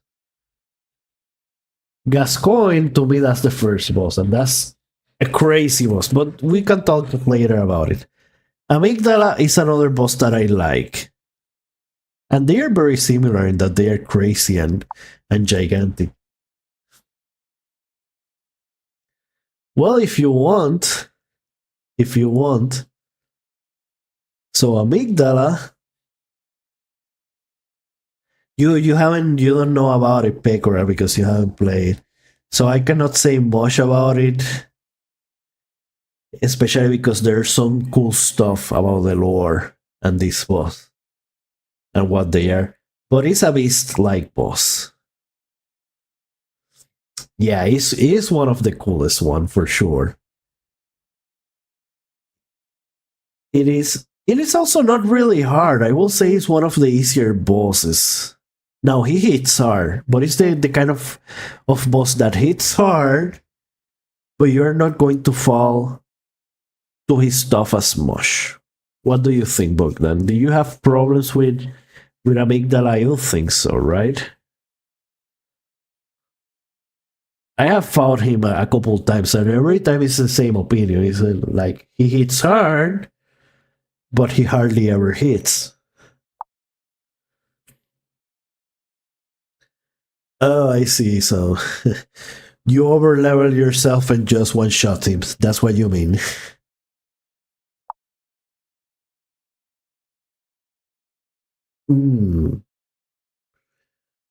I guess it will be hard, but it's the same. If he doesn't hit you, the problem will be that you're hitting him with very low damage. So it's like a battle of attrition. You're fighting with the toothpick, and he one-shots you.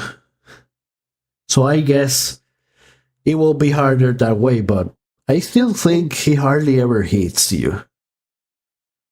Or at least when compared to other bosses, especially when they go crazy, they have a high chance of hitting you. But this one, no, not really. when he hits you, when he manages to hit you, but he doesn't have the tricky moves that many of other bosses have. That is true. Hitting the head, and that's, well, let's not spoil it, but that's important. You're right about that. You're right about that. But I will still put him on the easier side. I don't see him as too much in the terms of difficulty. Let's go to the Gaping Dragon, because this is an iconic one. This is called the Vagina Dragon. When Dark Souls came, that's how people knew it. So this one is in Nightreign, and it plays pretty much the same. Did you play Dark Souls 1, Pekora, by any chance? No, I haven't. So you haven't seen, but you have seen him in Nightreign. Yep. Something. Yeah. It is. It's a cool design, of course. Obviously, it's a nightmarish design, and when you find him, you're usually a little bit lower level on Dark Souls. There's also the mages. If you go in with the mages in, the fight is very different than if you kill the mages and then go into the fight. So it does have that mechanic. So even when it feels a very easy fight, because when you figure it out, even in Nightreign, it is extremely easy. When you figure out that all you have to do is stay behind on his tail, right, the mages is what makes it harder. But when you figure it out, it becomes a little bit pointless. Probably on your first run, you're going to fall for it. But then after that, it's always one of the easiest bosses you're going to fight. Because you are going to kill always the mages.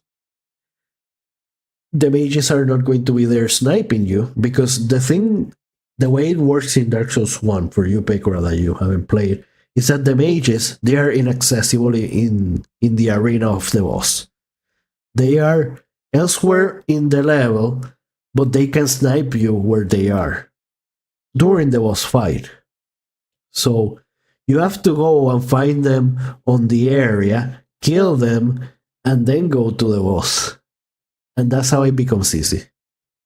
It's still the same boss. The boss still works the same, but it's going to be much easier. Because it's just like Nightreign. You just stay on his back, stay on his tail, let him go crazy. Never fight him on the front. If you fight him on the front, you die. So just fight him on the back and you never die. Oh yeah, they also buffed the boss, now that I remember. So he hits harder, but the thing about buffing the boss is that the boss still works the same, so you still can just stay on his tail. Even with the mages. And unless the tail attack hits you, which should not, you can just cut his tail also. If he manages to touch you, you're dead. That's true. And he can accidentally touch you, especially when he starts moving around. He can accidentally touch you. So that's true. That's true. But it is a fun fight. That's for sure. And it's a fight when you have to be looking at what he's doing and then changing your strategy accordingly. There is some moves that you have to run away from. Now the vomit one in Nightreign, they nerf it. Now it works differently, because in Nightreign it cuts your health. That's not what happens in Dark Souls. I don't remember what happens in Dark Souls, but it kills you fast. So that vomit it has a much bigger range. Pretty much the range of the entire almost the entire arena. So imagine in Nightreign if we could do the same vomit move that covers the entire arena, and that will be it. That will be more like in Dark Souls 1. But the arena in Dark Souls 1 is also much bigger, so you just have to run away from it. But you have to be careful where you run because there is a buttonless pit on a part of the arena. So you can sometimes, if you are locked on, you can be running away, and if you don't know, you just run off the stage and kill yourself. So that's a possibility too. That's a funny one. I don't think I ever seen anyone dying like that. I don't remember ever dying like. Well, I think I died like that once. That's how I know. But that's a funny one. So yeah, Gaping Dragon. I will probably have put it higher than some of these other bosses. Now that I see Iron King, all Iron King here, now then I will have put Gaping Dragon over many of these. Margot Westward Nurse again, very overrated, so Gaping Dragon will have been higher. He has. Okay, let's go to All Iron King. Pekoradi, you told me that you haven't played Dark Souls 2, right? Yup. Okay, so you don't know about All Iron King. Yeah, it's a cool design. But how is it that much different from the Bed of Chaos? Think about it. How much different is the All Iron King in terms of how it functions compared to the Bed of Chaos? And Bogdan, that's a question for you. Why will it be different? It looks cooler, but it's the same fight, and it has the same problems. It is a less shitty Bed of Chaos, exactly. It's a less cheap one, but it's still the same fight. And it's still lame. Is it really? You can just cheese out. It has one of the most obvious and most stupid cheeses you can do. You can just hide on the structure that is there. Right, there is a hole in the arena, and if you get too close to him, around the arena also counts as a hole. So you have a hole inside the arena and around the arena, especially where he is. And if you have a melee and you're not careful where you dodge, okay, his lore is cool. I'm going to give you that. But as a boss, I think he's lame. I will not have put him here. I will have say he will probably go C. Or, well, he's better than Bed of Chaos, but within the same ballpark. So, within the same tier. It's like you say, it's a better Bed of Chaos, but not enough to put it on a level higher. I don't think so.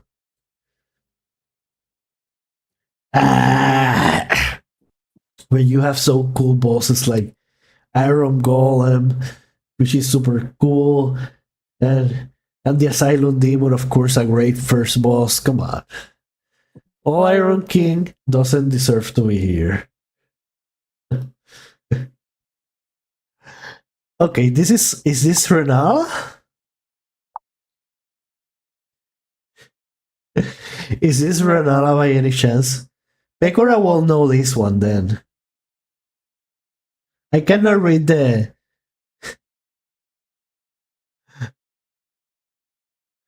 I cannot read the test. The test is Rilana. Rilana, okay. So Rilana. It is more of a puzzle boss on the first fight. And I have to say it, for puzzle bosses in general, I hate it when From Software keeps forcing you into doing the puzzle part. If you already figure out the puzzle part, you should just go straight into the real fight. And she has a puzzle part, which is the first phase. You have to look for the singers or whatever it is. It's not that big of a deal. That phase, once you figure it out, it's over. The second phase, I think, is really fun, and it's one of the most fun fights I had in the game. It was easy, but it was fun. And of course, I was a mage, so. What you were going to say, Pekora? Tell me. What do you think of this boss? Who?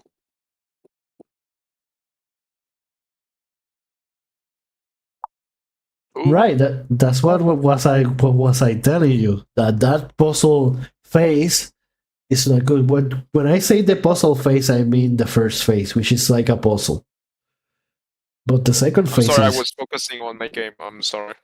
I wasn't hearing you. Oh, don't worry about it. Don't worry about it. So, what about the second phase, Bogdan? What do you think of it? It is pretty good. Is the best mage, you're right. I do agree. I think it's a most funner fight than Loretta. And the guy that betrays you, I forgot his name. The one that is on the round table, that is a mage too. She is definitely better. And of course, she has the moon. It's a spectacular fight, also. In terms of spectacle, I think it's one of the better ones. It's a bit like. What was the name of the vacuum spider in Bloodborne? I forgot his name.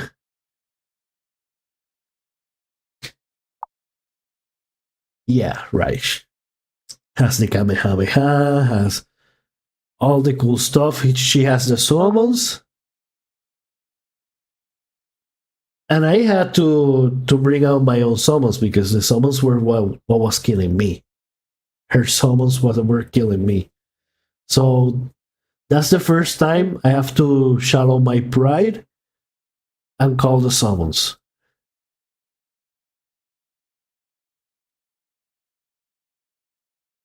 It's just a difficulty thing. What kills her is just the low difficulty. I don't see anything else that will be bad.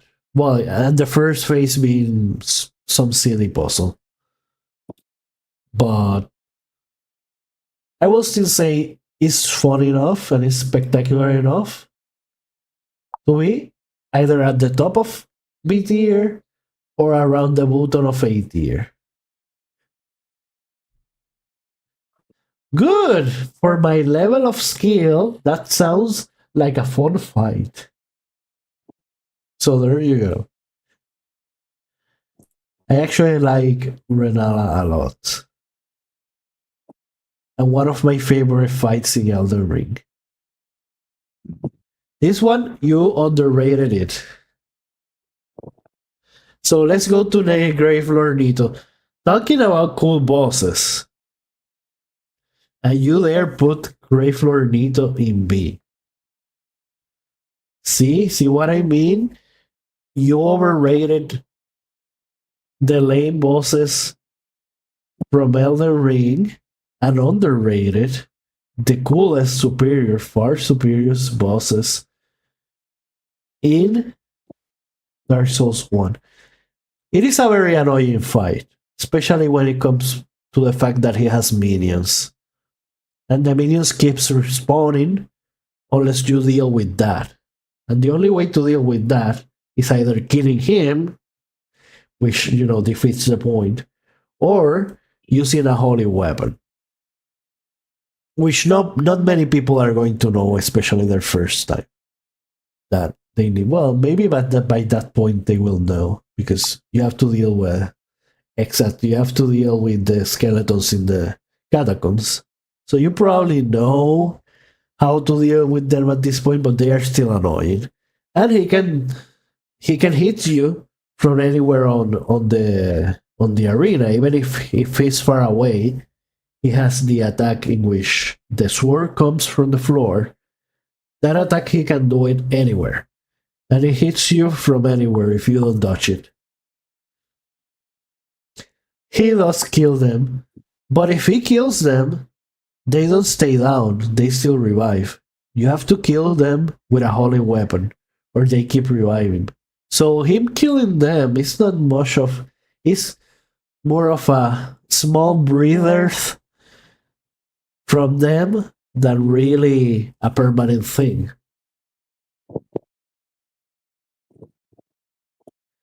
So that's something that, yeah, the fight I have to accept is going to be annoying. It's going to be cheap.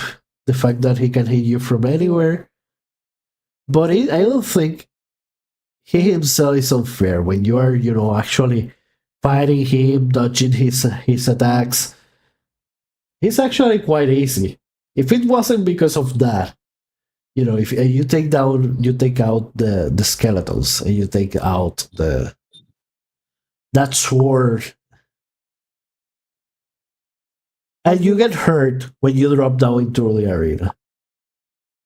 You lose half your HP, and you fall in the spot where most skeletons are, and they are right there on hitting distance. They can just launch at you quickly. I mean, you can react. I don't think they can hit you without you being able to react. But yeah, that that's a troll. That's a troll. But it's still, you will not consider, even without the crap. It's hard to consider him even a hard boss, or even as annoying as other bosses. Will you consider Nito more annoying than the Capra demon, for example?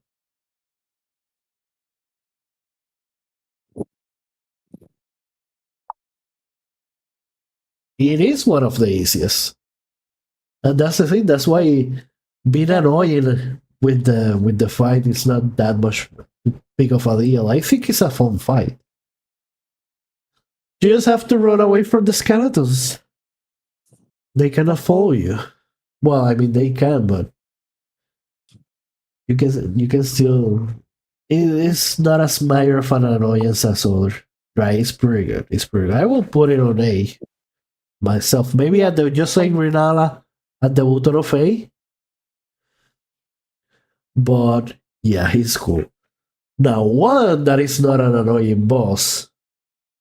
One boss that is not annoying, is a fair boss, and it's a fair fight. It's a cool boss, and it's everything good. Even the difficulty is fair if you go, there. Not over level, obviously. If you go over level, every boss is easy, but it is very fair, and that is Quilak. Quilak should be like an S tier boss, or at the top of A tier. How can you put Quilak? What is your reasoning to put it any lower than A? She has nothing annoying. Now she's really cool. The fight is also a really nice fight. You have to react differently to different attacks. When she does her magic, you have to run away. Okay, but that has nothing to do with the boss. That has nothing to do. That's just the level design from FromSoft. That just put the bonfire so far.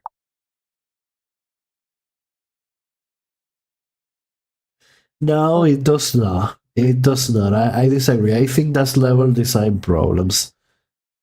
They should have used the statue of Marika on Dark Souls 1. That would have solved so many things.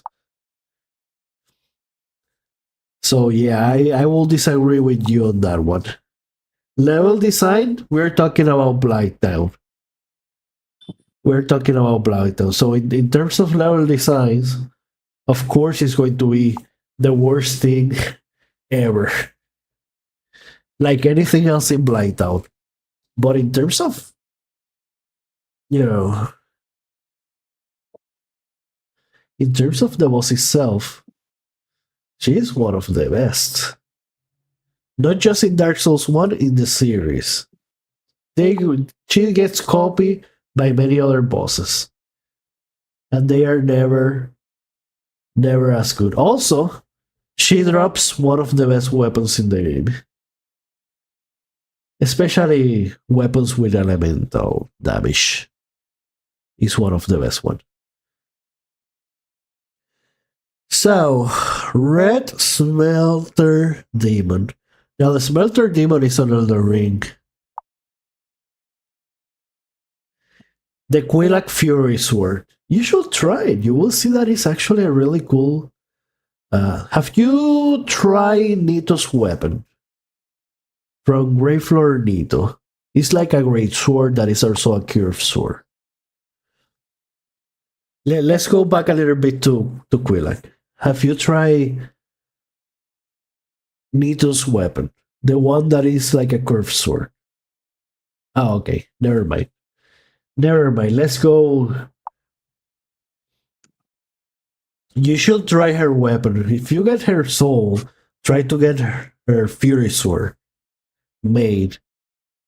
And you will see that it's actually a really fun weapon to fight. Definitely one of the best for pyromancers build. So, Smoke's Hammer. Okay. So let's go to the Red Smelter Demon. This one has the same problem that many of the Asylum demons have. Which is that there's a lot of copy paste. Now, I think this is the first one, right?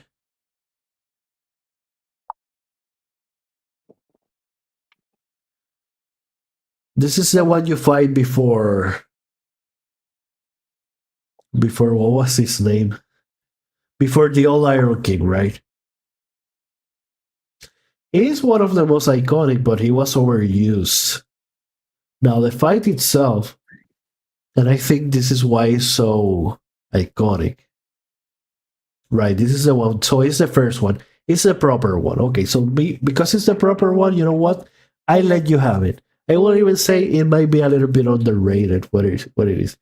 Because the fight itself is a very cool fight. Now, I think that the hitboxes are a little bit off with him.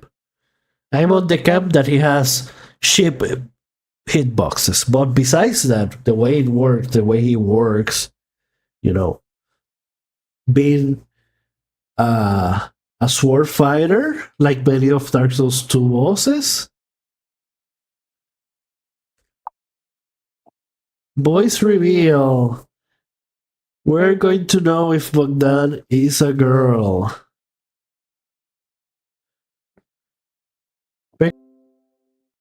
Okay, I just have a little bit of a disconnection going on. All right. Okay, anyway. You're a little bit low in terms of the voice. Let me see if I can go to. Yeah, that's true. That's what my friends told me too. Let me see if I can go. Okay, let me go to Discord and see if I can boost you a little bit. Okay, I see. Okay, talk now. Let me see now. No. Oh my god. Now you're super loud. Okay, keep talking.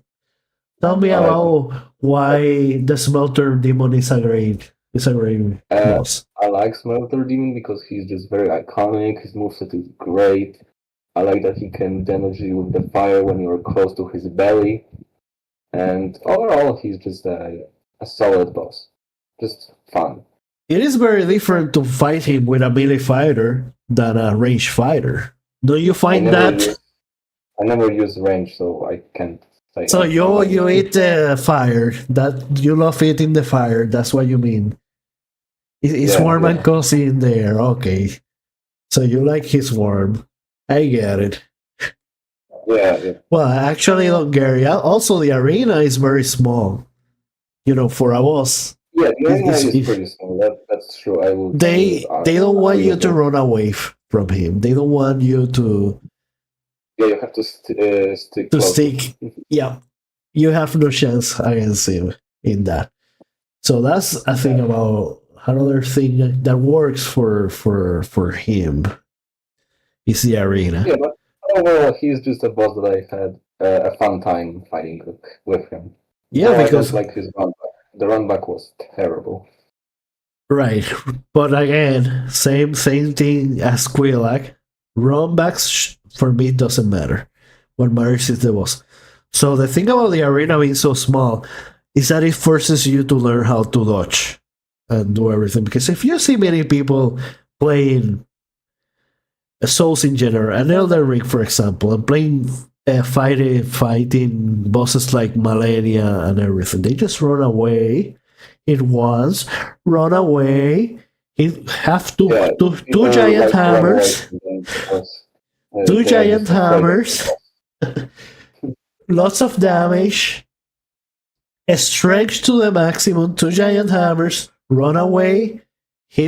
Jump. Hit with two attacks. Run away. You cannot do that with the Smelter Demon. The Smelter Demon, they force you to be there, and you have to dodge. And that's something they did with Radagons, because Radagons will stay on you no matter what you do. Yeah, teleport to you. Yeah, he will. You will not escape him. You will not be able to do that cheap tactic. So also, that's. I noticed that he can parry your magic attacks or throwable attacks or something like that. Yeah, he can. He has a couple counters for even range, but he doesn't need that much because he can be on you really easily. Yeah, I once threw a hammer at him, and then he just parried it and grabbed me and smashed me with the hammer. Wow! I'm not sure I seen that happen, but well, I mean that will be something really cool. I might go on that, but he does have something. His weapon does look kind of like a hammer. Are you sure it wasn't his weapon? Yeah, it was his weapon. It wasn't my weapon. It was his weapon. Okay, right. He just carried my hammer that I threw at him. And he came with his own hammer, which is bigger, better, badder. Bigger hammer. Okay, that's the funny moments you will have with him, and okay. So it's a fun fight. I put Radagon very high because he's just such a fun boss, but we'll talk about him later. Right, yeah, Radagon is another one with a hammer. So anyway, the Looking Glass Knight. This one is a little bit on the PvP side, but not exactly. It does have a nice idea. I fought the NPC and I two-shotted the NPC, so I don't care about it. Right, but I think it was a nice idea, having. When Dark Souls 2 did it, I think Dark Souls 2 is the first one. No, actually, it was Demon Souls. With the. Yeah, Demon Souls was first. The first one that did a boss that was a player. Yeah, but I did like. Monk. I like the Looking Glass Knight because if I'm not mistaken, the player that invades with the Looking Glass Knight will always be weaker. If I'm not mistaken, that's part of the fight. That is going to be weak. I don't know. It was something like that. I remember that I did have a player and I did beat him easily. So I'm guessing, maybe I'm doing a little bit of a guess here that I might be wrong, but I'm pretty sure I might be right. So I didn't find that too much of a setback, of a problem. And I actually like that originality. I do like the design. I think of when it comes to design, he's one of the better ones. I like the atmosphere with the rain and all that. And his It's shield, nice. I think. Oh, also the talking about Lord, how you find him when you're exploring. I think the place where he is, he can come out of. Well, I don't think if he can comes out of the shields, but there are certain enemies that comes out of of mirrors. Am I on crack here? I somehow I don't remember. know. I It's don't been know. like 2 years since I played I like the don't or remember. more. So I might have been forgetting, but I don't remember that when they come out, the mirror breaks, so they cannot come out anymore. But they will hit you. So one thing I will have preferred with looking last night will be that he just have summons instead of summoning players has his own summons that he can use the shield to summon. You know, I think that will have been a big improvement. So it will be just like the NPC fight, but instead of coming with an NPC, something generic, design an actual summon spirit that comes out of his shield and he uses. I will have I will have preferred that, but he's still a really cool boss.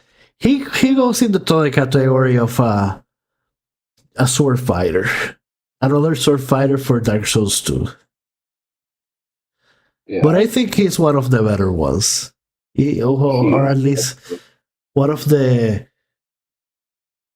ones that are more iconic and more fun to play. And you have to learn. He's very iconic. So Very that memorable. saves him. That saves him. I'm fine with him being there. I'm fine with Yeah, being because there. the fight is not amazing. It is all right. It's mediocre, but In terms he's of just very difficulty, iconic, in terms and of he's just difficulty, cool. it is. Yeah. But Yeah. you still have to learn his stuff. I mean, I guess you can ship him out, but I still like this fight. It's not offensive. The Pursuer. He's super cool. I love Pursuer. He's just such a cool boss. Yeah, they knew what they have. That's why you see him everywhere. Yeah, it was I pretty think cool. I also think they overuse it, but hey, when it's your coolest I boss, wouldn't say they overused him. Like outside it's of a the boss fight, concept, I encountered him like 5 or 6 times. which is a lot, but yeah, That's I not a think lot. It's not bad, I think the especially when the Pursuer. fight is Okay, fun. he's called the Pursuer, so that's his concept. The concept is that he follows you. Yeah, Yeah. he's like Nemesis in Resident Evil 3. Do you play True. the Yeah. Resident Evil 3? Or have you played? I watched it. I never played Resident Evil games, but I watched Resident Evil 2 remake, 3 remake, 4 remake, Okay. 7, and 8. If he worked more like Nemesis in Resident Evil 3, you know what? He will have been even better. He will be like S tier. But they went Uh, too easy. They went too easy. mm, They went too easy with the Pursuer. Because of course Nemesis will just keep going at you and you cannot kill him. If it was like a boss that just keeps going at you and until you kill him or something like that, he just keeps invading. It will be like when Margot in Nightreign, Margot appears out of nowhere on the world and invades you. Something like that. mm, Like he appears out of nowhere from the sky, like he did when you first meet him. If you meet him before the boss fight, he just comes down from the sky and he's super strong. mhm. I Yeah. will have loved that to be instead of he just appearing like transparent and like a ghost, and he appeared now from the sky and he just gets wild, and every fight is a little bit different. He's stronger, and in a certain way, it is like that. But I think it's to save me whenever he appears. Now the boss fight itself, it does have the ballista stuff, so there's a puzzle in there, but you don't need it. There's also a very easy way to die by falling off the edge, so there's a little bit of a trap there. But overall, it's a very easy boss. Now, it's tricky to dodge his moves the first time. His, his I died slashes. to him like 2 times because he hit me, even though I thought I rolled through his attacks. So He was punished the rolls. He punished the rolls with Yeah. some of his attacks. They're the way some of the attacks work is that if you don't roll on the correct side or something like that, or the right timing, he will just punish you. He will just catch you. You No, will he not always escape. got me with the shield attacks. Oh yeah, and also that. So he does have that. He was the first punisher of rolls. Maybe not the first, but when it comes to tricky moves like that, and I'm not really sure how to feel about those type of moves, they're like frame traps, right? I think that's how people describe it. I'm not sure if his moves are frame traps, but they feel like that. Like they're there so that the hitbox just linger enough so even when you dodge, it will catch you at the end of it or something like that. But that part of is trolling, and you have to learn how to deal with it. And it's not like it's impossible to deal with it, like some other bosses. I mean, no boss is impossible, but if you think something like Waterfall, like Malenia's 100 Sword, I think it was called the Waterfall, right? It's not like you have something like that. It's just that they were tricky to deal with. So, Lady Butterfly, this is a chaotic fight where lots of things visually are happening. So it's one. I think she has a great moveset, but I hate the attack with the illusions in the second phase. Right, in the second phase. And that's precisely when she becomes crazier, because she is hard to follow. And I had to fight her by going off the log on, Sometimes I log on, sometimes I didn't log on. I have to go between, which happens to me when bosses are so chaotic, so crazy, that the camera becomes a problem. That's why I will say the main reason why I don't always log on. But with her, it was more about following her, having problems following her. I personally always lock on to bosses in Sekiro. Always. Well, I cannot say I found her the right way, but I had problems following her, so I prefer to log off. But then she will become harder sometimes to follow. So I had this log on, log off, depending on what she was doing. Now I don't think she is a particularly hard fight, but it is very busy. Lots of things going on. She's very predictable. Of course, when you know and you have deal with the visuals and all the thing going on, it becomes very straightforward. It's still a really cool boss. I think it's one of the tough bosses. So, in terms of coolness, I also have her in a soft spot because she's the first boss where I actually clicked with the combat in Sekiro. So you actually like the rhythmic parry system. Yeah, I mean, I have 100 hours in Sekiro, so yeah. I'm not a fan. I will be honest. Probably why I will not have Sekiro so high. But yeah, I can see people that are really good at timing. like in the different bosses of Sekiro. Sekiro overall, I will not even put on the list because it's so different to me that I just don't consider exactly a Souls like. But Yeah, but I love Sekiro, so I wanted it to be on the list. but if the bosses were there, I think yeah they will be very high. I think most of the bosses. I think you underrated one. I was talking about that one later last time. You underrated the one with the two monkeys, the two big monkeys, the one with the monkeys. right The Guardian Ape Duo, you mean? the headless. Guys, keep talking. I'll be back later. My friend's calling me.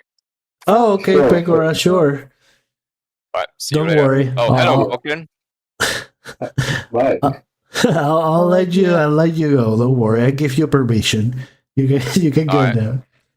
See you guys there. I'll be back soon.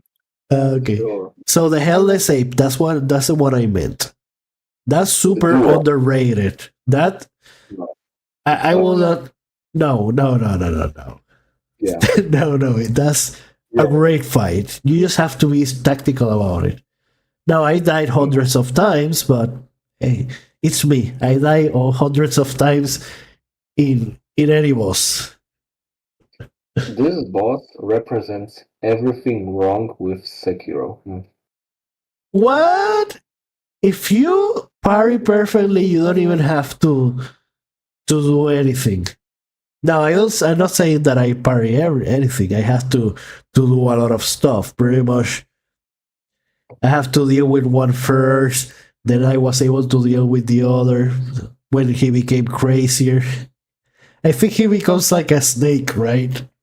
When you meet the other guy, the other one becomes like a snake. The way he moves.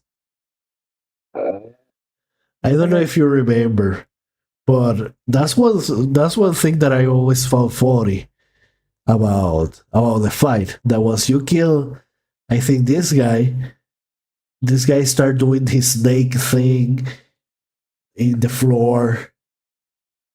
That he moves like a snake and it's really hard to deal with. I mean, I played a couple of years back. I may be confusing the boss fight with another, but I'm pretty sure it was this guy, the one that becomes. It moves like a snake, but alright. Yeah, he does. He does go into the floor and start crawling like moving like crazy. Why? I don't think so. Maybe you're confusing other boss. I might be. I will leave it at that. I will check later a YouTube boss fight to see. Okay, And I will say, oh, see, that's the move I told you. He moves like a snake. Look at that. But hey, anyway, we were talking about who were we talking about? We were still on B. Okay, we can move to the golden hippopotamus. So this was a recent boss for me. I fought it. So what do I think of it? I found his bite attack, especially the one in which he can easily turn around and catch you. That was really annoying. Because everything else about it, even when he becomes an armadillo, I didn't find as offensive. For some reason, that a move when he opens his mouth wide, and then he quickly attacks. Not the grab, but the one where even when you're behind, he just opened the mouth and he gets you. You're completely behind. You're charging an attack, he doesn't let you because he can still. You think you can charge because you're behind him. You think you can charge an attack, hit him. Nope. He opened his mouth, he gets you. It's so annoying. It's so annoying. But besides that, I was able to deal with that and that stuff. I think he's a great boss overall, but I think either he's too big for the arena or arena is too small. I didn't have that much problem with the arena. I guess in the armadillo mode, it definitely exacerbates the problem because there is not much else where you can run by, you can run away. But I think that the reason why the arena is like that. When he was close to me, all I could see was his body. I couldn't see his Yes. face because half of his body is his face, so I couldn't. The see what he was problem doing. is the camera. The problem, that's one of Yeah. the problems. The Exactly. problem, this is a boss with a problematic camera. That's the problem with that's one of the things that will hold back the fight also. Yeah, but other than But- that, I think it's good. And that's what happens when you fight in him on the open world. You don't have the same problems with the camera. It becomes much more fun to fight him. Yeah, and they are in the open field. They are smaller, so yeah. Oh well. Okay, yeah, I even knew they were smaller. To me, it was Yeah, just that the open field was open, so you didn't have as many problems with the camera. But it's good to know. Okay, so this one is a better version, a more stronger version of those guys. I can see Yeah. it. Okay, so the camera is the problem here. The Armadillo does have a couple of cheap moves. Cheap moves. Do you have any problem with the Armadillo mode by any chance? With what attack could you? The Armadillo mode are, the Armadillo modes are those animals that have like spikes on their back. Oh, with the spikes. Oh, okay. So I call it the Armadillo mode because he becomes like those. Well, you could say that they're hedgehog, like Sonic the Hedgehog. Yeah. Maybe that's a better comparison. So in his Nice, yeah. hedgehog mode. Yeah. No, I think they are great. I don't have any problem with this spike attacks. Whoa, even with the one where he rolls and he always seems to get you. He does like Nice, his yeah. little tornado roll out of nowhere. Well, some of them are really nasty to deal with, I thought. But obviously, it's a trial and error. However, if you didn't have problems with them, hey, power to you. Yeah, because I just could heal right after getting hit, so it wasn't. So enough. okay, that's the difference. You survive then. Yeah. That's the difference. You actually, level up your bigger. You were a little bitch, unlike the rest of us, which of course we don't need bigger because why would you need bigger if you don't get hit? Except that we got hit all the time and die all the time. And this is a good example of that happening. Hmm. So yeah, okay. Alright. He's a great boss. Osiris. So this one is Osiris, right? That one is from Dark Souls 3. Yeah, right before Champion Gandhi. And he's a memorable boss in terms of He has a good lore. right, the lore and the fact that the way he fights, the way he's talking to what he thinks is a child, maybe? We don't know if I there don't is know, a the child. It's Or he's- invisible and he can't see it, and then in second phase it just smashes the child and then becomes like an animal. That's it, but is there really a child? I always thought of that fight. It's invisible. Of course, he says that it's invisible, and the lore says, and some parts of the lore will say that. But what if there is no child really, and it's just all in his imagination?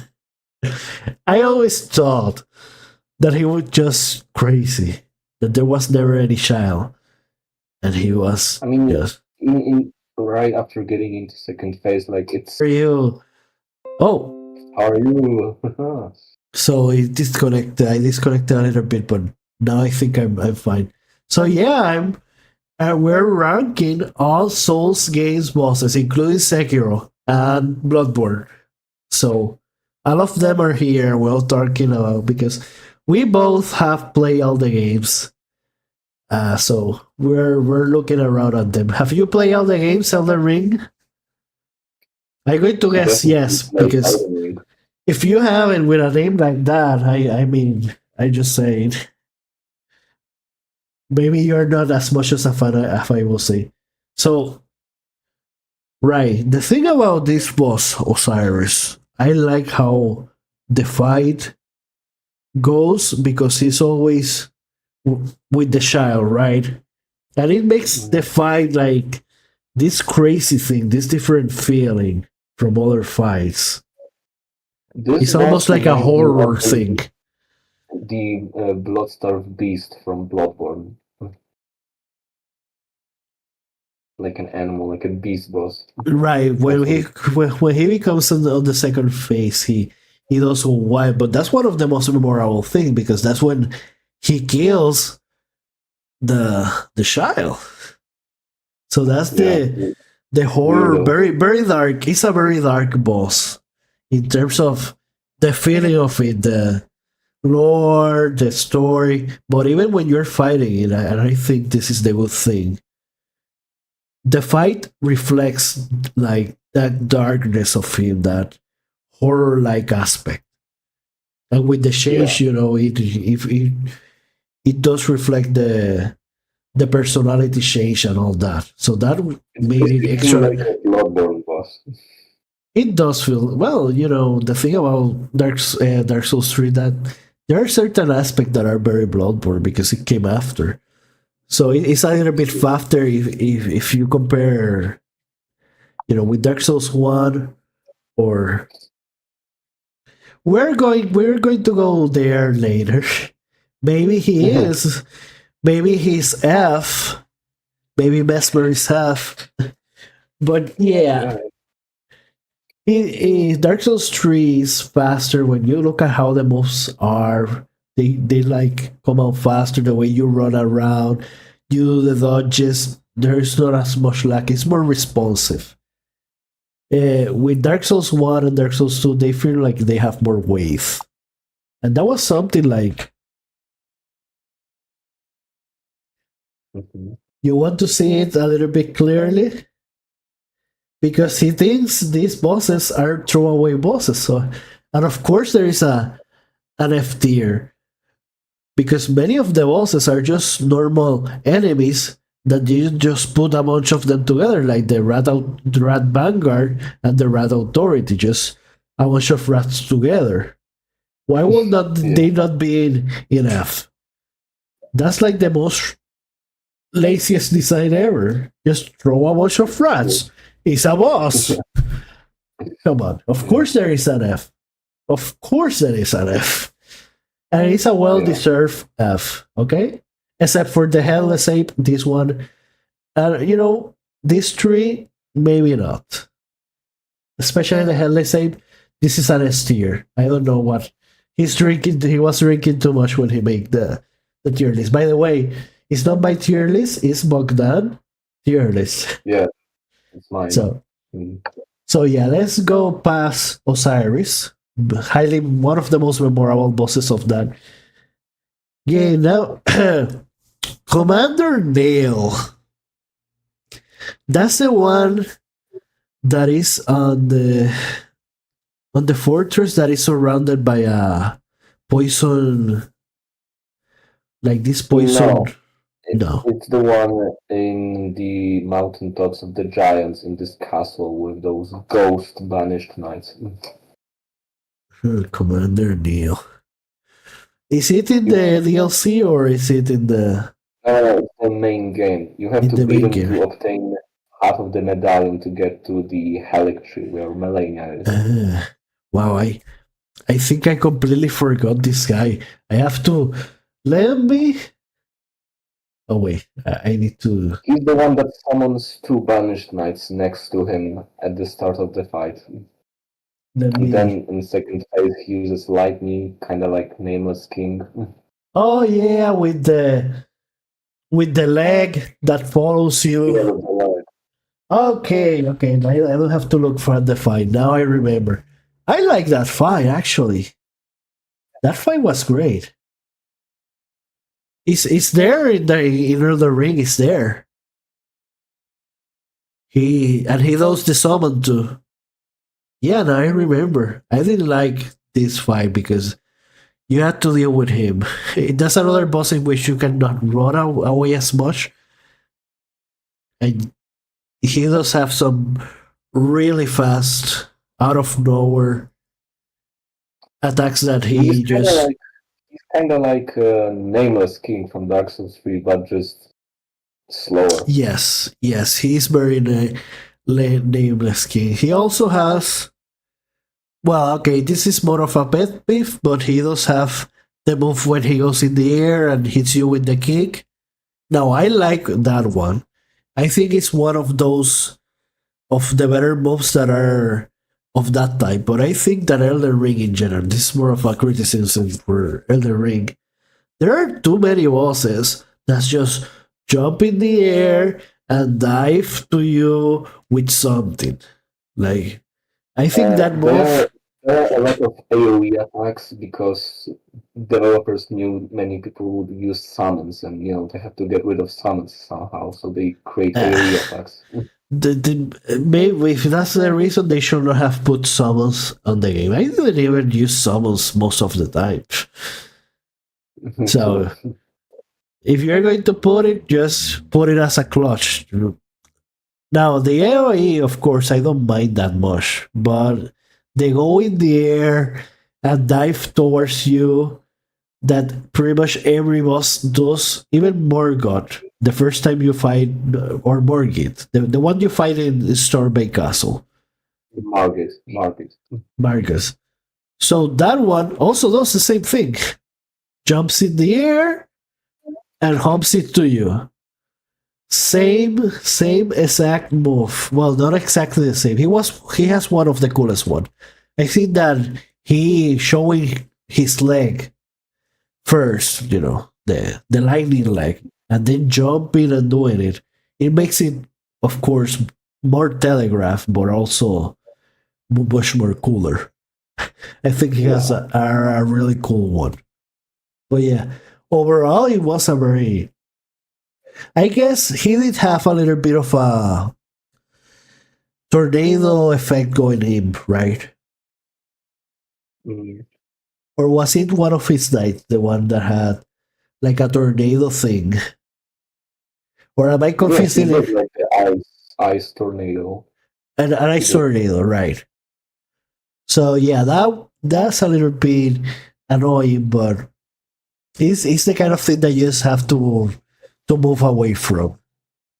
From. It does make him a little bit of a weight and hit, but not as much. I think you can have a fight in which you're pretty much, if you're good enough, hitting him, dodging, hitting him, on his face. On his face really well. Once you get rid of the summons, of course. Mm-hmm. But yeah, he's very fun. Actually, you know what? I might put it even higher. Okay. I could see that.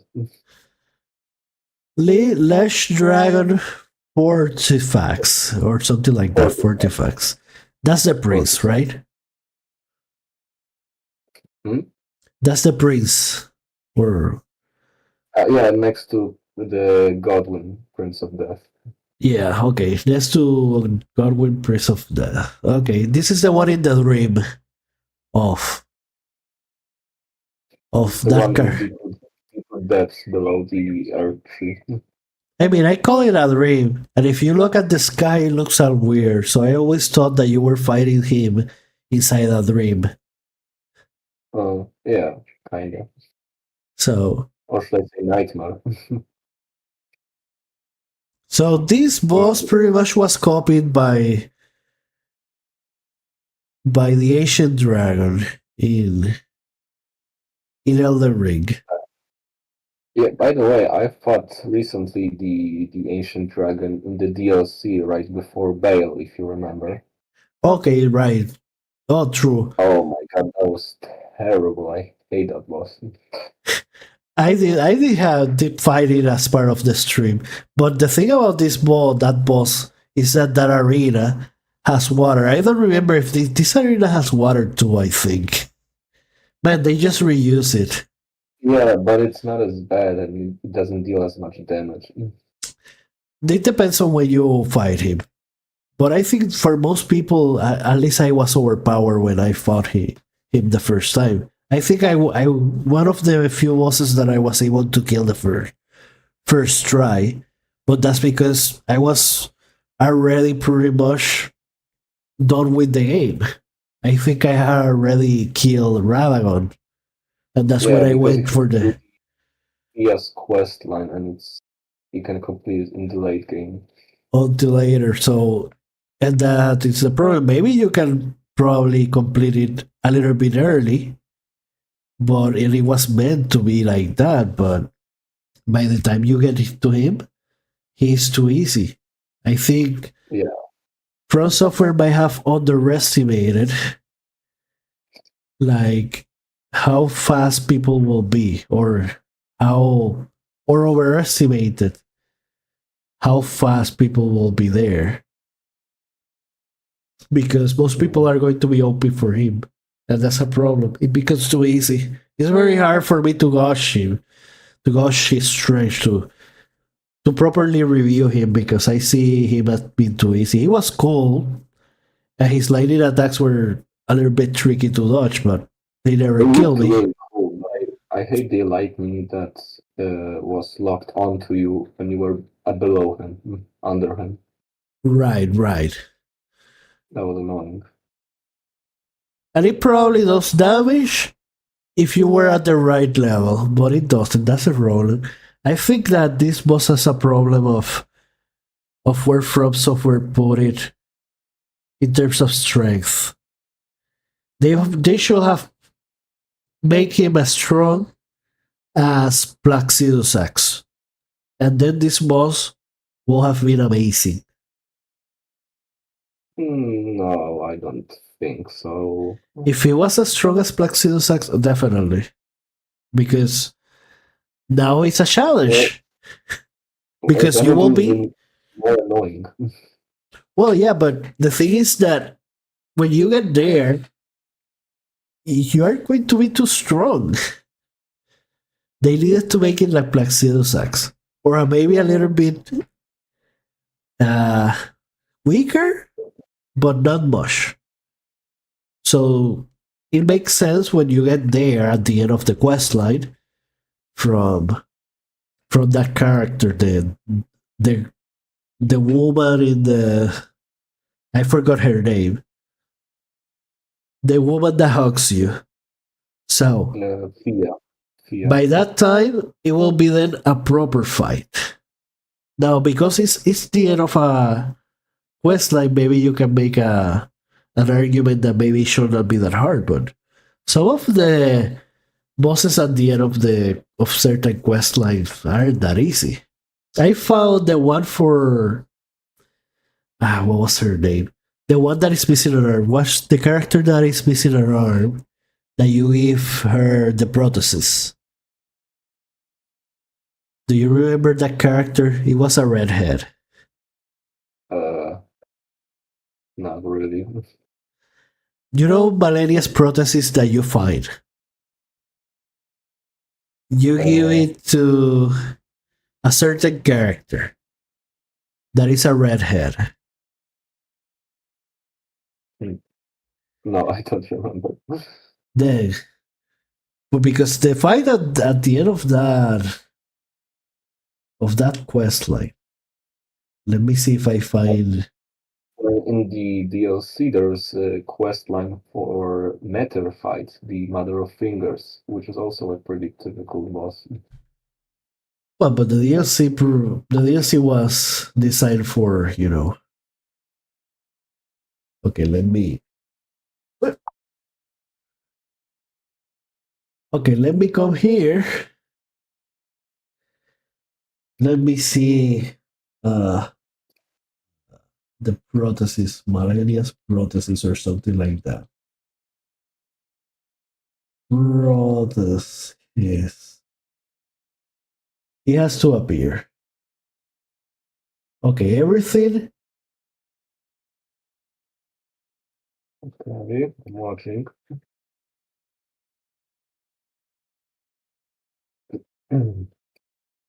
Okay, let me go into all.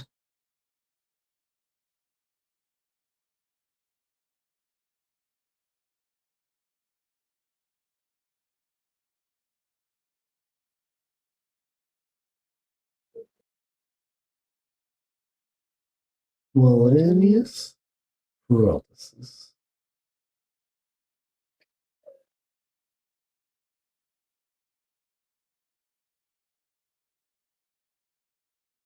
Okay.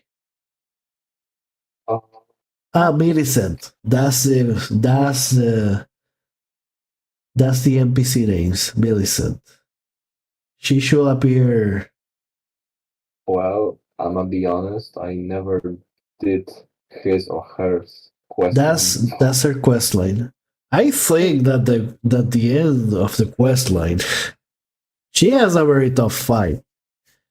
Now, it's something that you can do after a couple fights, but it's that easy. So having a quest line like that one and having a boss like Black X at the end by making this guy as strong as Black X, that would have been amazing. I think that would have fixed this guy. Because the Alright, problem. shall we speed it up a bit? Because I don't have too much time left. Oh, So, sure. thank you. That's fine. That's fine because, we can just do the V and then go to the A of an S Yeah, another because the time. A and S bosses are the ones that I am most excited on to hear your opinion about. Oh, yeah, sure. So that's Those are the good ones. Dark Beast Pearl. Which one is this one? It's the electric one. Oh, yeah, that's a And copy paste. That will go on the button. That's another copy paste. copy Hey, paste. yeah, How? copy paste from. It's a copy paste from the Bloodstar Beast and Amalia. How? Amalia. So it's a copy paste from the Bloodstar Beast especially. It's just that it has Oh, lighting. So it's Bloodstar Beast with lighting. What and else does less he have? aggressive, I would say. Less aggressive. And well, then it's even lamer. It's a pussy version of the Bloodstar Beast. What's the point? It has lighting. That's it. I don't like bosses that are just the same as other bosses, but it's like the Fire Sage Demon. Do you have the Fire Sage Demon here? Where is the Fire Sage? In the city. Fire Sage. Okay, Demon Fire Sage. In the city. You know what? It should go here. Or in D. It's just a copy paste. Same goes with Dark Beast Bar. Just copy paste. I will even jump it because blood No, beer. I think Dark Beast is different enough from Bloodstar Beast that Well, I think it's it has cool effects with the lighting, that's for sure. I think that during this fight is one of the fights where the frame rate kicks the bed the most. And it drops really far. I'm pretty sure this is one of those. The problem I have with this boss is sometimes I can't see what he's doing, either because it's too dark or the lighting just covers the whole screen. There's a lot of things going on. Yeah, that's for sure. He's also gigantic. So the camera is going to be a problem. He moves a lot. Well, not as much as this Bloodstar Beast, but he still moves a lot. Did he had a teleport or something like that? I'm pretty sure he has a move, a very cheap move. No, he just like moves to the right or back or something like that. Yeah, it's something like that.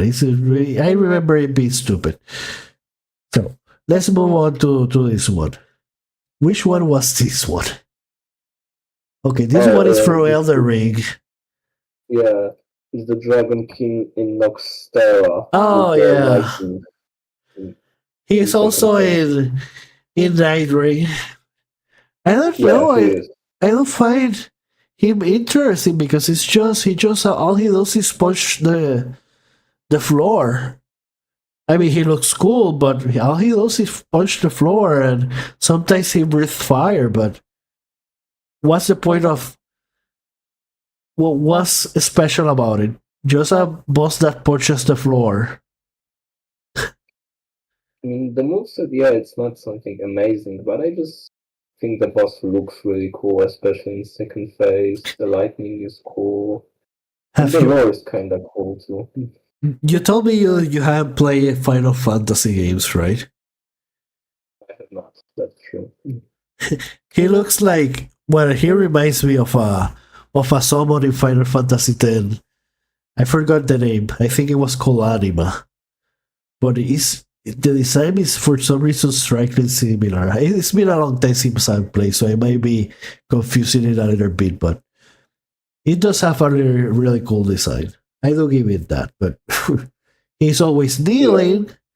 He's always punching for hitting him on the back, or you can still kill him easily. It's just that I mean, yeah, sure, but it's just a little just bit annoying. the weakness is not that easy to hit, but whatever. This is like, you know what this reminds me? It reminds me of the gaping dragon.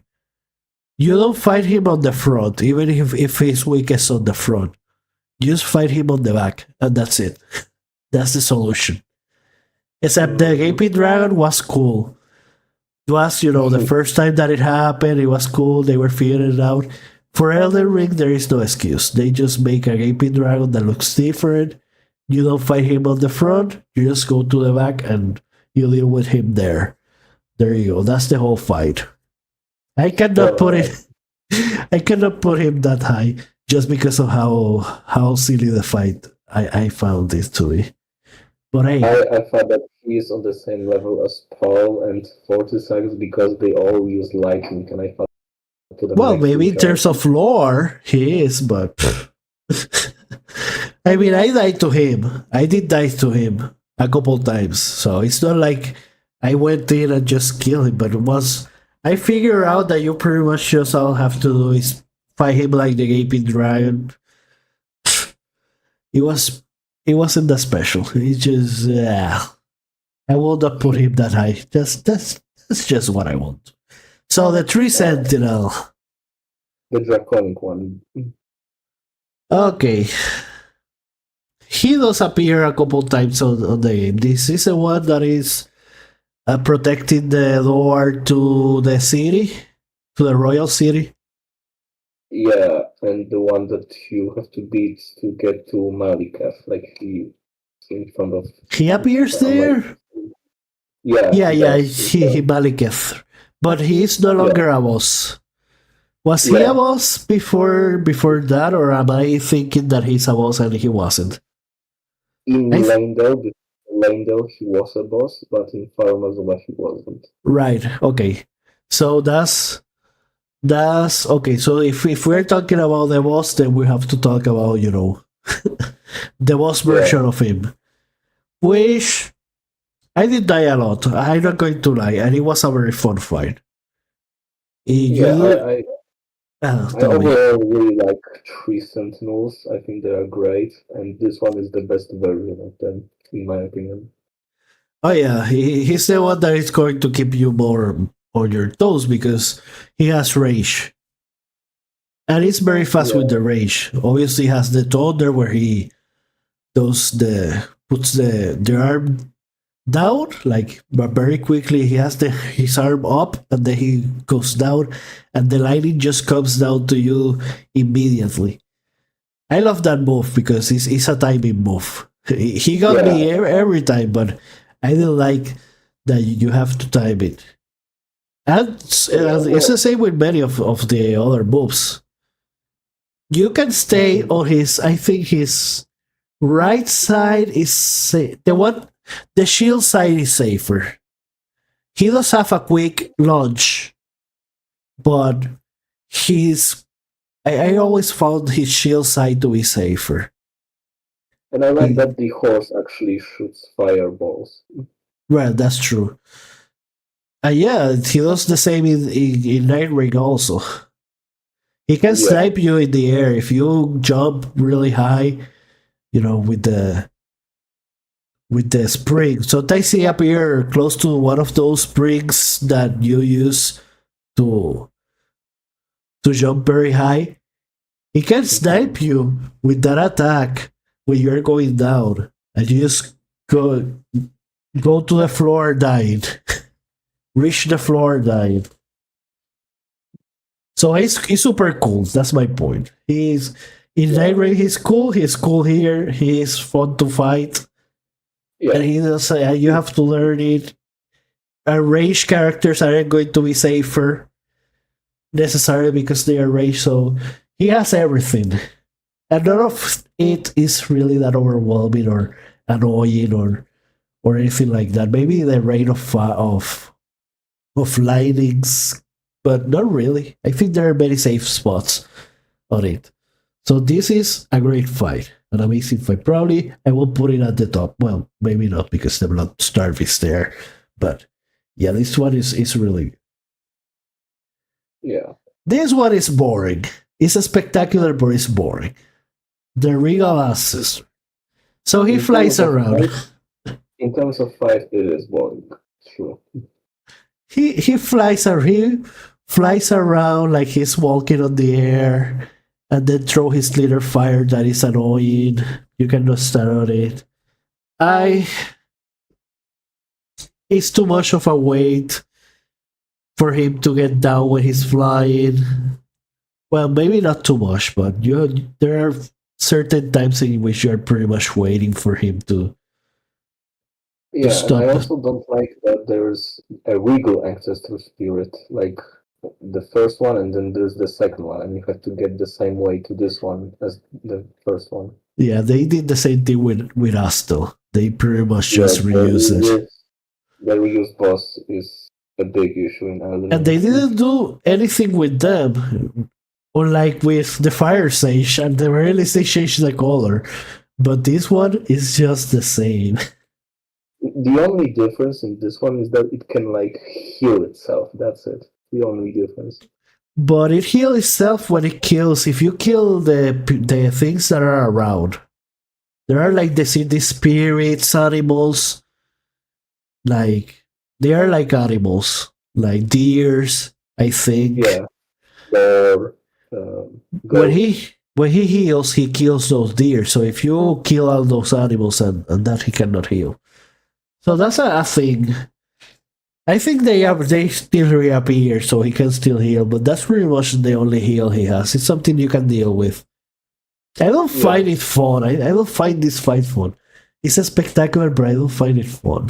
It just, I guess it's slow.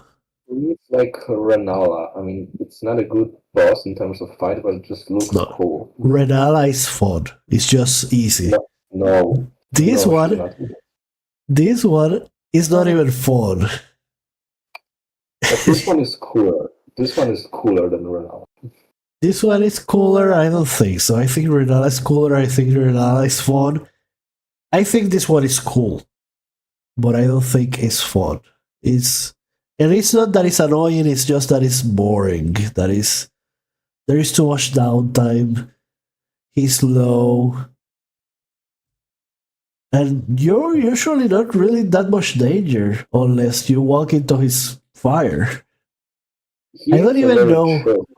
It's a calm fight. It's not like it's a zen fight. You're right. If you like a zen fight, if you like ASMR, and those girls whispering to you, and that's relaxing, giving you a massage, then yeah, okay, he could be good.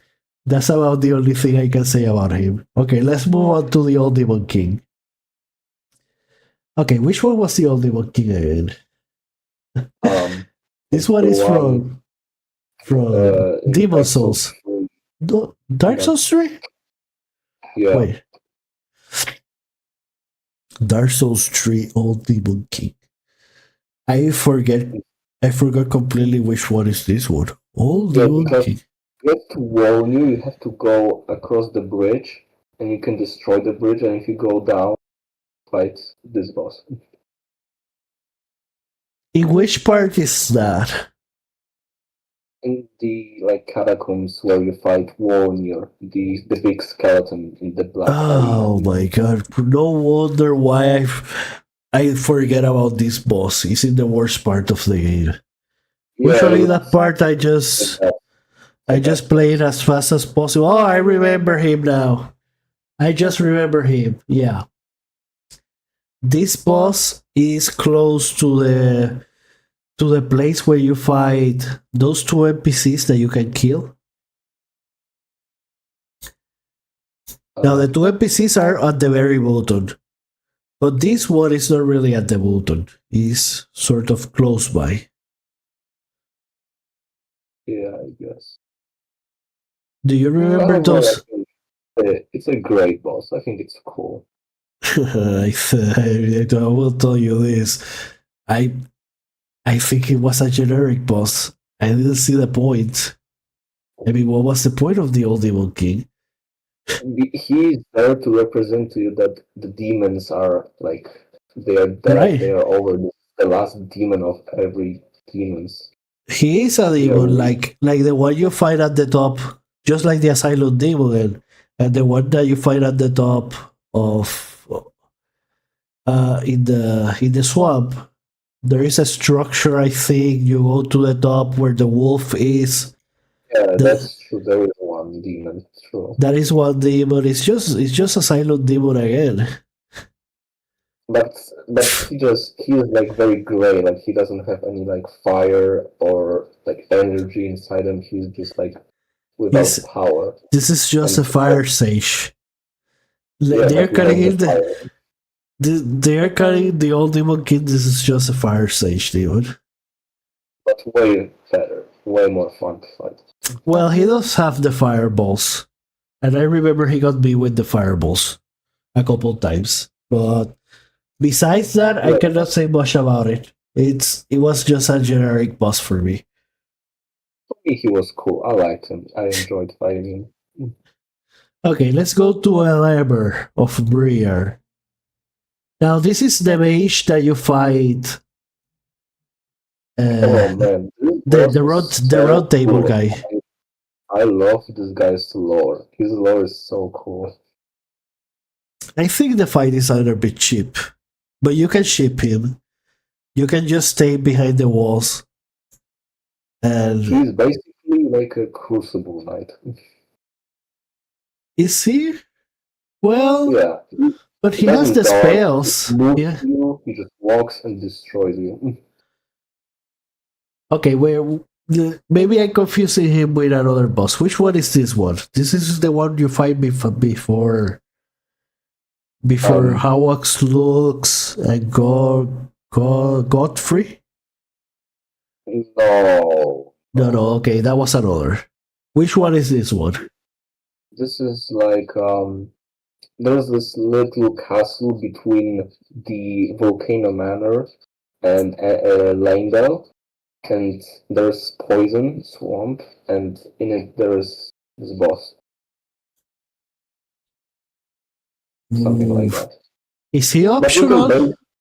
But you also fight him in Nightreign, if you remember, so you can base the fight on that. So that is the Crucible Knight, you say? Or He's not the Crucible Knight, but he's similar, in my opinion, to Crucible Knight. Well, that's too bad because I hate Crucible Knight. I think he's a turtle. All he does is hide behind his shield, which is very difficult to go around. I mean, you fought Elmer in Nightreign. He is the one that uses telekinesis to control his sword in the air. Oh, wait. That's the Crucible Knight. I thought it was the one with that had the shield all the time. No, the telekinesis one is actually really cool. Yeah, exactly. That fight. I don't think maybe I didn't fight him in Elden Ring. He's easy to miss. I probably miss him in Elden Ring. But yeah. In Nightreign, this is one of the coolest bosses for sure. He Yeah. does kill very easy, especially sorcerers and revenants, which is why I use. It's very easy for me to lie to him. I can chase him, but it's difficult because he has low range. But I like him. I think he's a really cool boss. However, the way his long range works, I actually like it because you can just roll forward to him and punish him. Not much, because then he will, when he calls back the sword, he can hit you.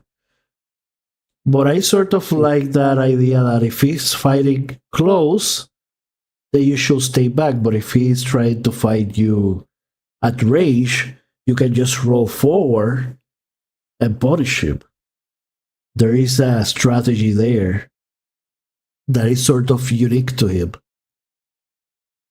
Because Yeah. precisely the sword is what makes damage. So if he doesn't have it close by, you can damage it a little bit at the very least. So yeah, this is a cool fight. It is a little bit on the hard side for me. I probably will have died in the base game, in Elden Probably will have died a lot. I think I will have died because I use a mage build. So yeah, he's I was good squishy. for mages, like Crucible Knights. Yeah, he will have he grill me. Okay, so let's move in to the man eater. That's the gargoyles of Demon Souls, right? Yeah. So, well, the problem with these gargoyles is that I play the ones for Dark Souls first. So when I saw this, I didn't find it particularly interesting. I guess they are cool. They can fly around and be annoying. And they do have shiny eyes. I But- fought them in the remake, and in the remake I think they're really fun. They are one of the better duos in Souls series, in my opinion. They're a good duo, that's true. But I don't remember it being that that fun I to don't me. like the AI because sometimes they just fall over and then fly for a few seconds in the sky and you can't do anything. Yeah, exactly. You have to wait. Well, I mean, I could do something because I will play a mage, so I'll just throw magic at it. But magic wasn't that powerful that I remember. I couldn't do anything because I used freaking big swords, so I wouldn't hit him. You can always equip a magic something. Like there's no No, excuse. Well, if that's your decision, it's not that you cannot. Yeah. So But this was I- good. I like it.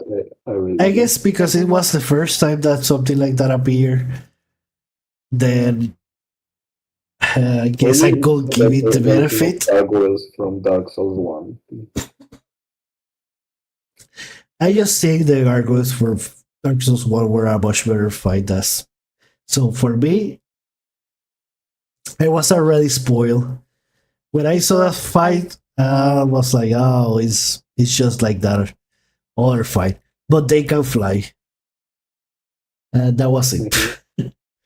So, Vargos. I completely disagree with this one.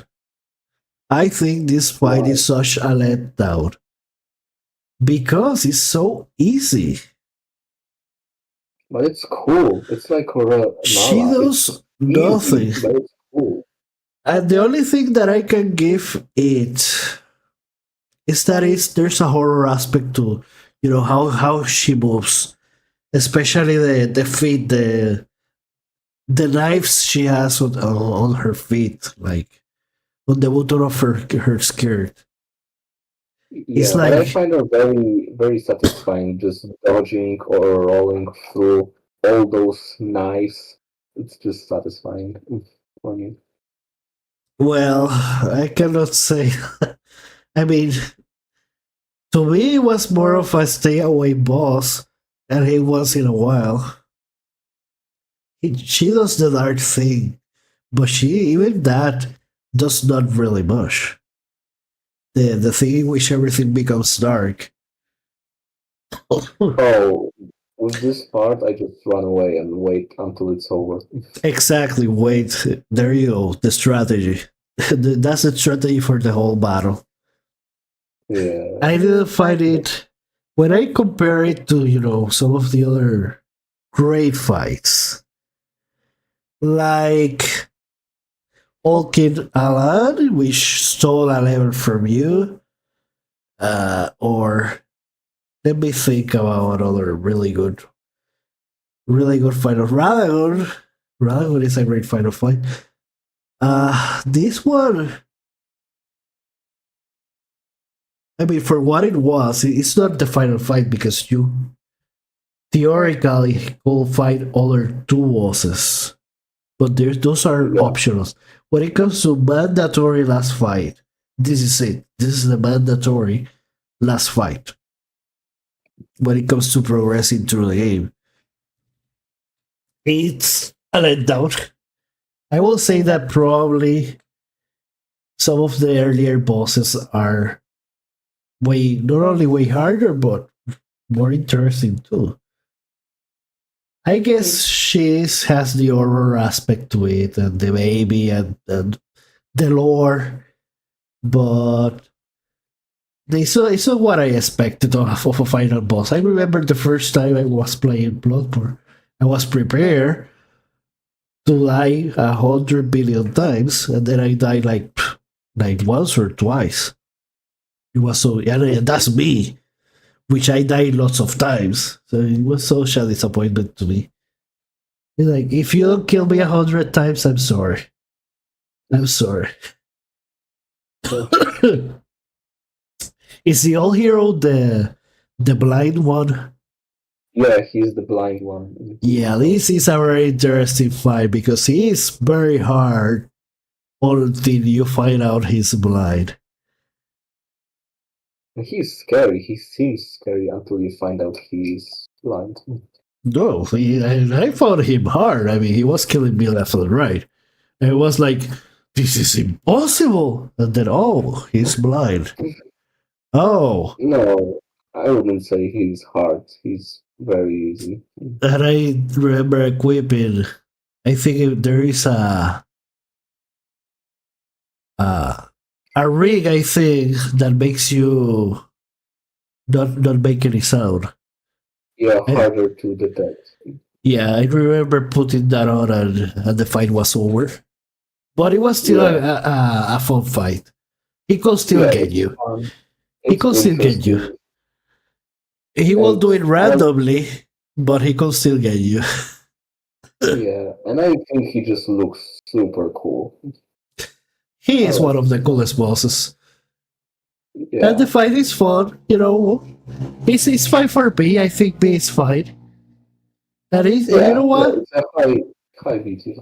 I will put it as high because he's one of the rare bosses of Demon Souls. So let's go to this is Balthor of the Boreal Valley. Yeah. This is the guy that freezes thing. It was a fun boss. He does have the annoying thing that freezes you, but that is more of a melee problem than a caster problem or rage problem. If you are into him all the time, you have more chances of getting frozen. Because he's pretty close to him where you can get frozen. I guess when he does the scream thing, he can freeze you from farther up, but that's very easy to dodge. And it's mostly his second phase, the one that will be the problem. Sorry. It's more of a you have to be careful boss. It's a some people call some bosses skill checker, so that people just don't go blindly and melee the guy. I think this is one of those That you use as long as you're not blinding on top of him, you're not going to get frozen. You can deal with his stuff. So in that, he's a very good, early boss because Yeah, he won't be the second. and the The music second. is very iconic. Oh, the music is amazing. That's Yeah. true. And the effects also the way he fights, the effects. He's a guy with a big hammer, so it telegraphs his moves well. That for that part of the game is perfect for new players. It's fun to fight also. After you get past the annoyance of the frozen thing and you deal with it, it becomes a very enjoyable fight. He can still get you. Yeah. That's Yeah. also fine because it doesn't become overly easy. It's still good, true and true. I do like that this boss actually a lot. It's one of the fighter early bosses on the series. I will say the entire series. One of the better early bosses. And you know what? I will agree Yeah. that this boss is better than the cleric beast. I don't see the Oh, cleric definitely. beast. I don't think that yeah they one up the early game bosses with this one. You can also fight the dancer at this point if you go I on. wouldn't recommend that. Hey, it's an interesting fight at this point. Because the dancer can become is one of those bosses that you can easily. So we're now the final boss of the day before you go, which is one of the best bosses in Bloodborne and the entire Souls series, which is the annoyance thing that is the Bloodstorm piece. I think this boss is a surprise boss, in that. I guess the area where you are is already a nasty area, which is Old German. This is an optional boss then. Old Yarnam. It's already a nasty place. Yeah. But I think that somehow with this boss, FromSoft was able to elevate like the whole madness, crazy thing about this area to another level. Because of how crazy this fight is. Especially for a newbie. Obviously even when you know what, even when you know how to fight it, you have experience with it can still be nasty. I'm better than this boss. I think it looks cool, has cool moveset, and the poison is annoying, but also gives you like. That's what makes the battle. That's what makes the battle fun, that you have to deal with that poison. Exactly.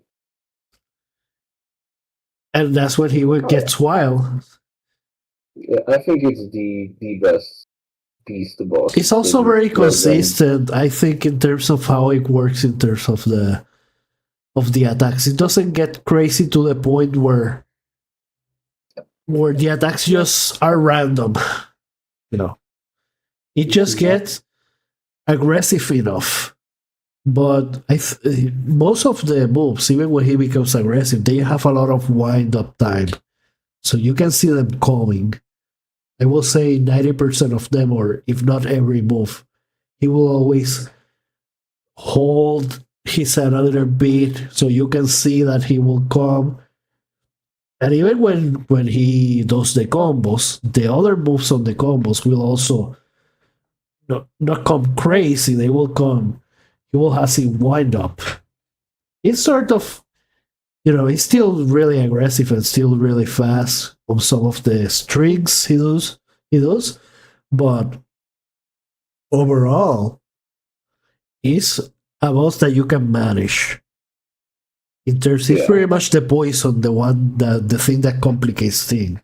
If there wasn't poison, it will be rather, I will not say easy, but rather straightforward, dodging his attacks, going around. But because the poison is getting you and you want to get away easily, that's what complicates things. That's a complicating factor. But it's complicating, I think, in a way that makes the the boss better because the way I see this boss is about that.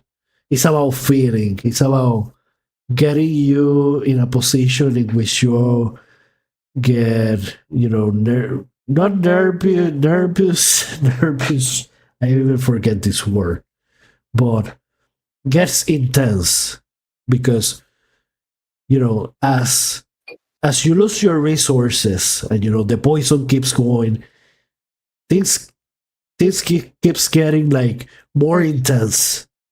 If you know what I mean, like it gets scarier. It gets this boss is very effective as the fight goes on, become more and more intense. More intense. Yeah, more intense. The stakes get higher.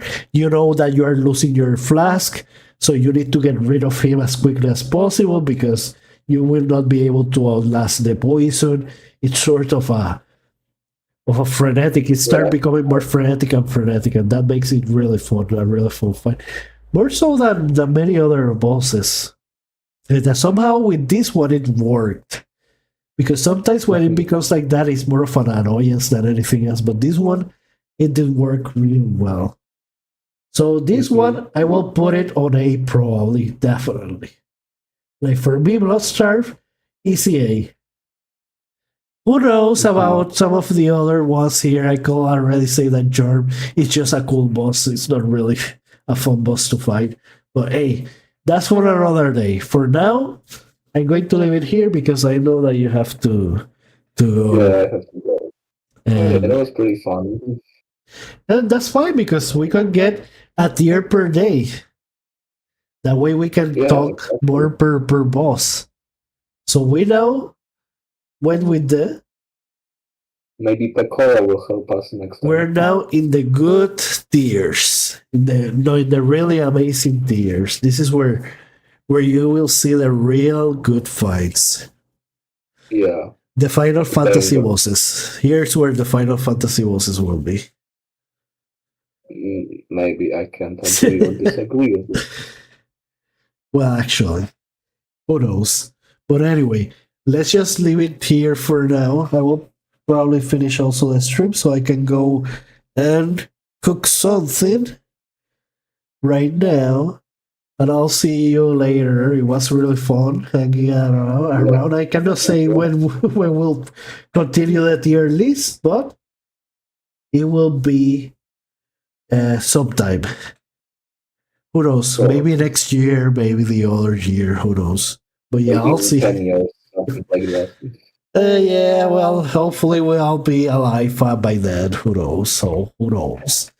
Yeah, I'll see you. Maybe Bloodborne has come out. Bloodborne 2 for real this time. So anyway, I'll see you. Maybe GTA 6 finally came out. Yeah, I'll see you then. And goodbye. I'm going to close also Discord. So let me. Sure. Whoop, let me. Bye. Whoop. And now for real, goodbye.